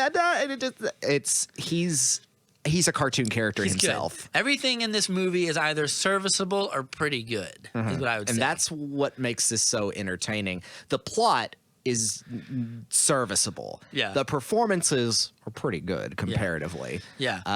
The jokes, serviceable, if not outdated already. There's a couple Jim Carrey jokes that really got me. It's nice to know that I don't want to be like patronizing. It's nice to know that he still has it. He's got it. He does still have it. Because this character is also... The one with the lattes. Yeah. I like the way you make them. He's doing some weird dance when he's alone, like pretending to run away from hologram T-Rexes and skiing. And it doesn't. And the guy just sneaks up on him and goes, ah! And then he goes, sorry, I just thought you were like a latte with steamed goat's milk. Do I look like someone want a latte? Of course I do. I love the way you make them. This is most of the movie is this character. He's so funny that every time he's not on the screen, I'm like. Well, also, I notice he pulls off menacing really well. Like, Robotnik in this movie's kind of scary a little bit. Like he's scary enough. He's dangerous. He's dangerous. Like, he's obviously Goofy Jim Carrey, and this is the return of Goofy Jim Carrey. We have not seen this man in a long the part time. where he talks to what's Neil McDonough? Yeah, Neil McDonough is in it, and he plays the that guy's a good actor too. Look at his IMDb. He's in Minority Report. Anyway, he's in Great and Justified. Band of Brothers. He's really good briefly in the movie Ravenous, which is one of my. That's right. It's yeah. the best movie with the worst soundtrack. I call it. Oh, yeah. Does it? It's kind of crappy soundtrack, but it's a great movie. Bang, bang. This weird, like fucking. I don't even know how to describe it. That's a movie that didn't know what it wanted to be, except it's with Guy Pearce and the other guy who played Hitler. Guy Pearce and Robert Carlyle. And they eat each other. Yes, it's about cannibals getting power. That movie's rules. It's crazy. Go watch Ravenous if you want a wacky horror movie. It's crazy. There's nothing else like it. It's a black comedy I can't know if it's good or not, but I remember when I was watching it, I was it's like, it's a cult classic. Yeah. But yeah, he's in it, and there's a part where Jim Carrey talks about what an idiot he is, and there's a part where he goes, you know what the great thing about Robot is? You don't have to like pay attention or babysit them. You have to let them go off and get drunk with the boat in the water. And I was like, I laughed so hard at that I was like, what did he say? And I rewound it, and me and Sarah laughed at it. It was really good. Because there were so many points in his character that I thought of other actors doing it and not hitting the marks to make it work. Yeah. And I'm like, he dusted himself off real well. He's hitting all the marks. He's hilarious. Yeah. That was probably one of the big things that brought people to this movie is the Jim Carrey return to Jim Carrey. And even though he's not a big fat guy with scrawny legs, like he still looks. They somehow get the color scheme right, the red and black, Yeah. the little sunglasses. He's a robotic man. He has these little ticks and everything. Yeah. I think with a movie like this, when you're talking about super speed, you're waiting basically any movie with super speed. There's always a great slow-mo scene. I think we get a pretty good one here in the bar. The bar one is pretty good.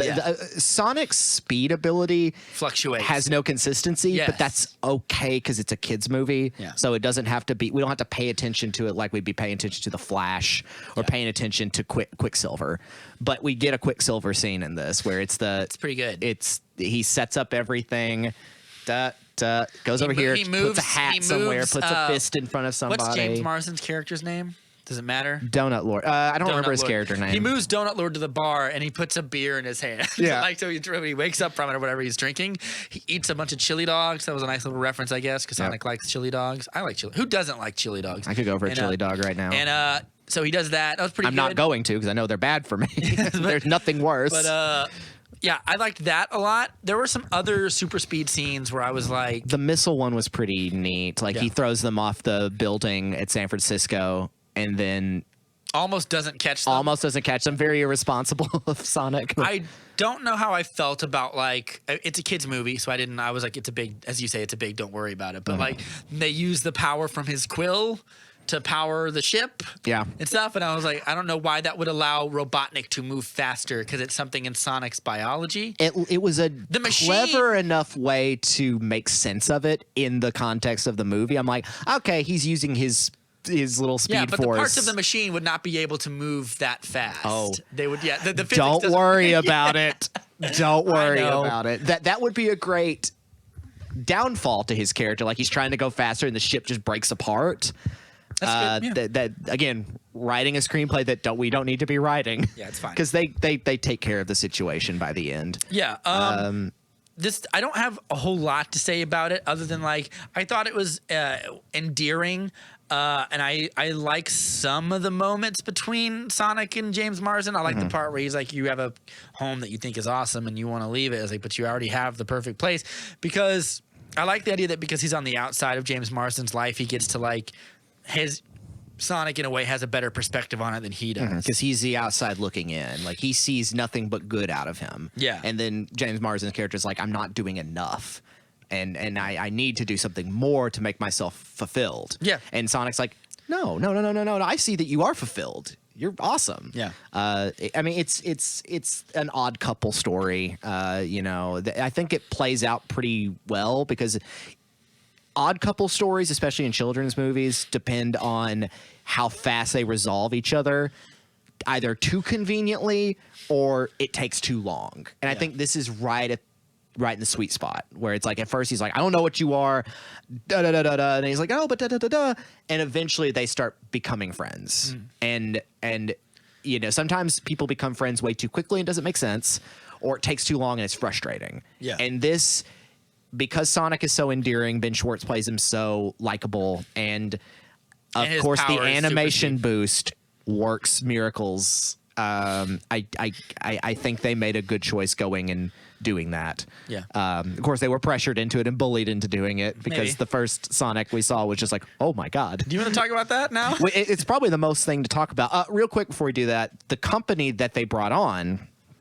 to do, you told me about this. to do this reanimation, because he looks a little more kind of anime, a little more classic video games, got the bigger eyes and everything, and that works the charm. The original one just looked kind of, I don't know what, not endearing. They tried to make him more. Sonic is humanoid in the sense that he has 2 arms and 2 legs. Yes. They tried to give him like a human sprinter's body, but just smaller with a bigger head. And his face was still smaller in the eyes, and it just, no one liked it. Yeah. No one I liked thought it. it was whatever. Yeah. Sometimes the internet is. Here's the thing. Sometimes the internet is wrong. Like Really? when I saw like people. Why would people go on the 'cause internet and it's lie? The oldest thing in the world is to like bitch about CGI now, Yeah. and like I don't really. We have just a, spent some time doing that. Yeah, and I don't want to like. I don't contribute to that criticism. I like to just criticize like what's the movie about. I'm very more forgiving about that stuff than probably a lot of people are. Like when Aladdin came out, that first trailer, remember it was all like, oh, the genie looks like shit. And Yeah, then Will immediately, Smith looks weird The in it. next trailer, people were like, oh, there's a lot more of him. And when the part where he's takes Aladdin out and he snaps his fingers and like the little eccentricities, people start forgiving it a lot more. I'm like, just wait to see what the final vision is. Right. Like if I feel like You don't always end up with cats. I feel like what happened with Sonic is the best case scenario where they showed a quick look at it and they had enough time to recorrect course- it. yeah, and course it's correct. animation, and it's a kids movie, so we don't need it to look like Thanos real. Yeah, Where, and we don't where have they to take pieces reshoot of- anything. Yeah, they take pieces of Josh Brolin's face and add it to the render, so you kind of see some Josh Brolin Mm-hmm. in CGI Thanos. It doesn't have to look like that, and I think I have a weird.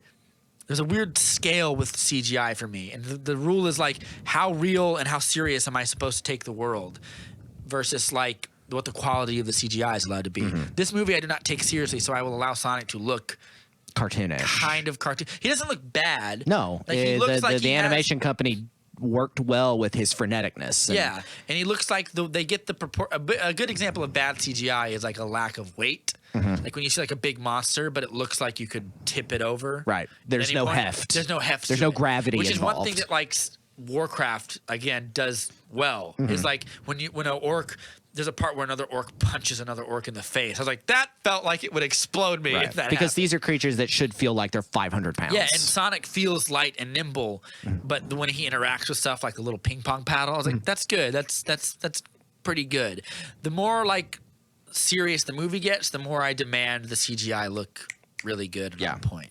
Because they do some good designs for Robotnik's like Drones. creatures and drones and robots and everything, because he has this hyper stylized video gamey Jeep and van and everything, and those are serviceable. I want some robots that look like cartoon robots because that's me. Yeah. But I get it. I get it. You know. What do you think? So like, I don't think it is a bad idea, and this is me trying to like be the divide between fandom and corporate media or whatever, corporate movie making people, and I don't think it's a bad idea for companies to put out, this is what we're thinking about. This is what it kind of looks like, concept, and yeah. say, do you guys like this? And if people say no, not really, I think it's okay for them to say, okay, let's go back to the drawing board. Yeah. I do not think it's okay to like send people death threats or anything like that because you don't like Over Sonic the Hedgehog. over Sonic the Hedgehog or whatever. And I know that as a member of the Snyder Cut fandom, there's an accusation that's leveled at a lot of fandoms who demand things. And I always say, don't tolerate any toxic behavior in your fandom if you're a member of the Sonic fandom or whatever. And I also think if you're a movie studio, the more transparent you are, the less of that you'll ever have to deal with. And your returns are better. The movie succeeded. Yeah, You know, it they probably did- would have done better if we didn't have COVID to worry about. Right. So well, it also probably wouldn't have done as well if they didn't listen. and change the design. That's probably true. 'Cause as much as we may not like to say like it's a victory for toxic whatever, bullies, yeah. I think that is still the brass tacks is that is true. It Right. probably would not have done as well. And again, yeah, for me, I'm like, that really, it's in the end, everything worked out. They made their money back. They're going to get a sequel. It got good reviews for what it is. Everyone had a good time eventually. Yeah. Those ends ended up justifying the means, but at the same time, the meanness is never justified. No, and I think that the best thing is like I always feel more confident when I'm standing behind a person as opposed to when I'm yelling at a company. So like the people who yell at like when Star Wars: The Rise of Skywalker came out, people were like, "We want the JJ cut," and they were like demanding. I can't remember if it was The Last Jedi, if it was Rise of Skywalker, but they said they're doing a fan thing to get the whole cast and director back and make a better movie. Just to completely redo. That sounds like a Last Jedi situation. I think it may have been that, Yeah. and or to like not even the people who like let's remove it from the canon. That's just here's the thing, you don't have to do a petition for that. Just put your fingers in your ears and goes, no, it doesn't exist. Yep. And then it's gone now. Take the Blu-ray. Don't off worry, your shelf. people have done it before. Take the Blu-ray off of your shelf. It's not there anymore. It's out of canon for you now. But yeah, that's not something you have to demand of anybody. No. Just like your Blu-ray you can throw it in the trash and just whenever someone brings it up in conversation, just go la la la la la. Whatever. I mean, I'm still gonna say There's- it's canon no matter what you do. Yes, of course. Sorry. There's only I didn't like Rise of Skywalker. I accept that it's canon now Yeah. because there's nothing I can do and about I don't. it. Yeah, I don't go to like. There's only 3 Indiana Jones movies. I don't care about it that much. No. But if it bothers you that much, take it off your Blu-ray and just Off the pretend it Blu-ray, never pretend happened. never existed. You still have the originals. Which is why I always say when I'm talking about like something like the Snyder Cut, I'm always just like, I want to see one person's vision and I want to see his dream of these characters in this story realized without any outside interference. Right. That's all I wanted. You want the auteur to have their ability Yeah. to produce the work they. And I think as far as fandom and culture goes around these things, the best way to do it is to actually have as open a dialogue as possible. You'll never get rid of the mean, loud voices, but you'll get the people who genuinely like Sonic the Hedgehog and thought it looked like crap. You'll get those people to give you an honest opinion, and you'll have a better product at the end of the day. Because make no mistake, this movie is a product. Yeah. This movie isn't It's literally a product. Yeah, it's a formula designed to give to children to make them watch it and enjoy it. There's nothing wrong with movies being products. Like it's fine. It's fine. I don't have Yeah. a problem I with don't- it. yeah, like you I don't. say, I it don't is- have these grand expectations for Sonic the No. Hedgehog. So I give If they it- make a Dunkin' Donuts commercial in the middle of Sonic the Hedgehog, I get it. yeah, I get it. They did that in Power Rangers. Yeah. where the chick eats at Krispy Kreme. Yeah, it's a Elizabeth Krispy- Banks or whatever. And Yeah, I was like, whatever. Rita Repulsa goes to Krispy Kreme. Yeah, and I was like, it's fine. fine. I don't care. But They got to make their money back. yeah, and for a movie like this, especially as kiddish as it is, as cartoonish as it is, I give it a much wider berth. I don't think it's a great movie. It's probably I'll use your word. It is serviceable and inoffensive. It is probably the best video game movie if and again, Dark Souls is also a video game. There's two kinds of video games. Right. There's video games that people play for to have a nice time, and there's people who play video games they want the game to fuck them till they love it or Right. whatever. Like that. Or they just the lore and everything around it is so compelling. You Yeah. know? But there's a way to make a Sonic the Hedgehog movie that's also deep in lore and Yeah. everything. But you're not going to get that because that's No. not going to sell. Sweet boy, what are you doing in here? I'm putting this in your guitar box. Thank you. Cool. I'm gonna leave this in. Put it in there. Very cool. And put the thing back on. Lock it up. Wonderful. Thank you, sweet boy. That was I got dope. it. Thank you, sweet boy. Say goodbye to Matt. See you, buddy. Little invisible high five. Yeah, yeah. Oh, now you're just kidding me. That's good enough. Cool. Thanks, buddy. Yeah. Bye-bye. Bye. Bye. But I'm sure if you're Jumps away into the hallway. if you're a person who likes, again, like me, who was like, we need a serious, darker Dungeons and Dragons movie. That's a different ask than Sonic the Hedgehog. Yeah. Sonic the Hedgehog for me is it's fine if it's disposable. It doesn't have to be the people who want to make a Metal Gear Solid game want it to win Oscars. Yeah. But the people who make Sonic the Hedgehog just want something a cool movie they can take their kids to. That fans of the series can enjoy, Yeah. but expect to know where it's going to go. Yeah. And in the end, like, I didn't grow up on Sonic, but I know the character, and I still was like, this feels like Sonic. And they played it safe by at least introducing us to him in a world we recognize. Yeah. Now in the next movie, they'll have a lot more freedom to do fan service stuff. Another question. Do you want a sequel? And what would, if you were writing the screenplay, what happens? Of course. Tails does show up, so we're getting... I would want them to have a reason to, like, Dr. Robotnik, now gone completely Robotnik, is doing the thing he does in the game. He takes animals and turns them into robots. He invades Sonic's old world. Does he do that in the game? Yeah. I guess he does do that. Yeah, because when you defeat his creatures, like, rabbits and stuff jump out of them and stuff like that. Oh, yeah, that's right. So he I haven't does played that, Sonic and he shows his strength and all that, and he goes to invade Sonic's world. Sonic is like, oh no, I have to go back and save him. He brings along our human characters, and now they're in his world. Then you introduce Tails, Knuckles, whoever else you want from the cast. Dark Sonic? Shadow Sonic? Shadow? Sure, It's called why Shadow? not? You mean Shadow the Hedgehog? Yeah. Sure, why not? Make some jokes about him being an edgelord, like Batman in the Lego Just movie. make him darker. It's like in the new Ninja Turtles movies when we meet the the Michael Bay ones. Right. As much as I don't like him, there's a funny moment where we meet Raphael for the first time, and they all have great personality. And one of them is like, "Oh, Raph's doing his Batman voice," and he's like, "Give me the camera." Like it's real. Like it's Yeah. And like Sonic can be goofy and Shadow can be like edgelord. He's like what Spider-Man wore and Into the Spider-Verse, where he's like, "I'm super dark and intense." all the Yeah, time." and everyone can kind of make fun of it. He gets a gun at one point, and it's just like, this fits me well. And Yeah. just make the obvious meme jokes, because they made Sonic gotta go fast jokes in this movie, Yeah. which is kind of like I'm the Juggernaut bitch in X-Men Last Stand. Yeah.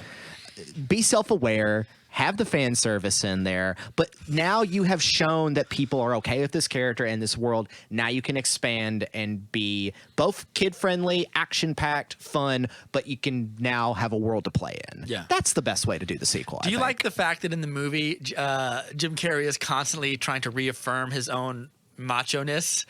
Like when he's stuck in the mushroom world, he's like, lesser man would have crumbled into insanity, but I'll be home before Christmas. I'll be home before even when he Christmas. gets punched in the face or whatever, he's always trying to say, like, he's always trying to, everything he does is to affirm his own machismo. Yeah, because he's not. Yeah. Yeah, because he's He's a nerd. He's a nerd, and it's an interesting sort of way of looking at it. Again, I think he's playing this character to the fullest of what you can do, Yeah. which is just, hey, Jim, we're glad to have you on set. You're going to get a lot of this budget.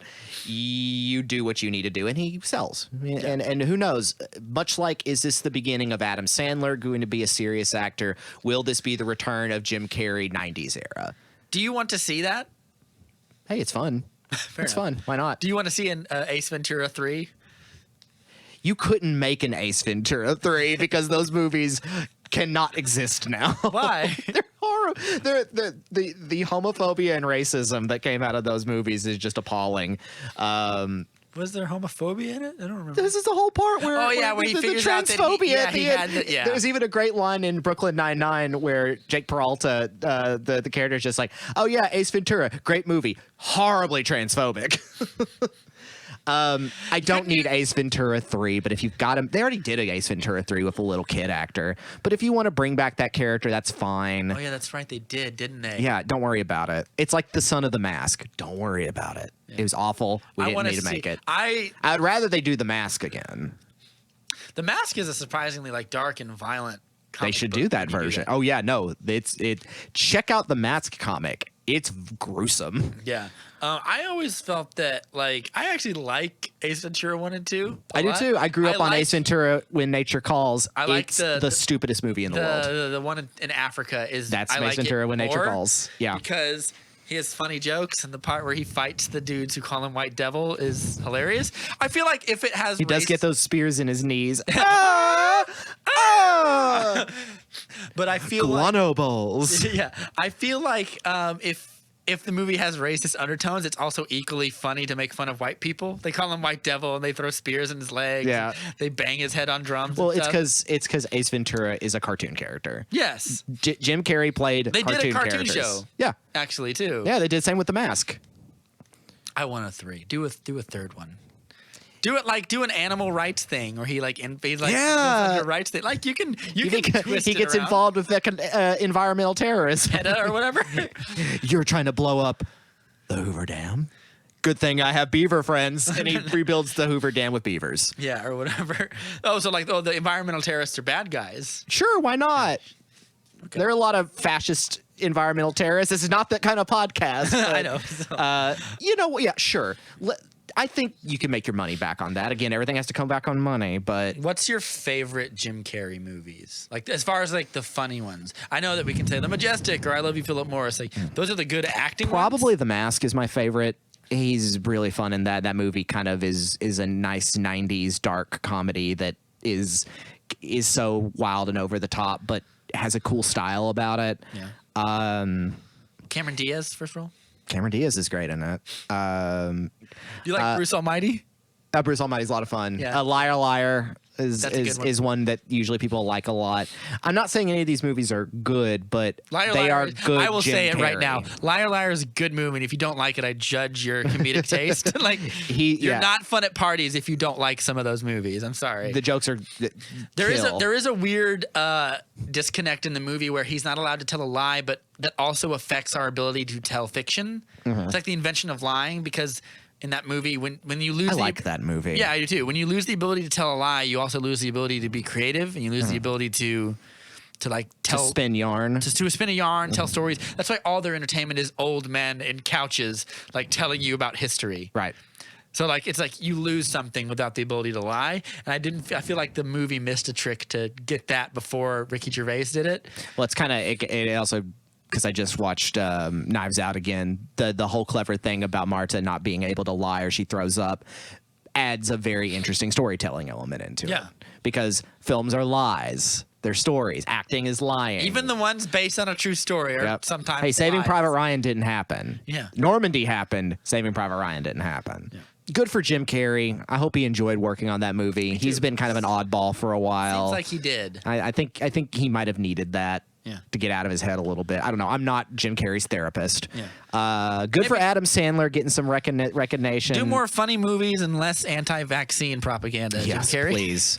Yeah, take a key from us and don't be too smug about it. That's right. Ooh, that segue though. And with that, we'll wrap up this movie date. Yeah. We are now officially on iTunes. Yeah. We are. I have it set up where you will get a new episode every week. I might change that up to get caught up to the more recent episodes, because right now iTunes is on episode about 28, and this is about episode 43. So we still have a ways to go. I might up the table on the iTunes Podbean thing, but we are still on there. Follow us on Facebook. Subscribe to us on YouTube. We're still getting our stuff out on Facebook. Yes, absolutely. And yeah, Matt, do you want to sign us off? Anything you want to plug? Nothing at the moment. Other than I'm glad we're getting some new content out pretty strong. We've been pretty busy working this content out. Yeah. Rob's been doing a lot of awesome work. Stockpiling bonus episodes, baby. We have some new Yeah. bonus episodes hopefully in the works for you. And you can always find good film discussion and bonus episodes here at the Movie Date. My name's Matt. My name is Rob. Thank you for listening in with us. Take care. Bye-bye. Have a good one.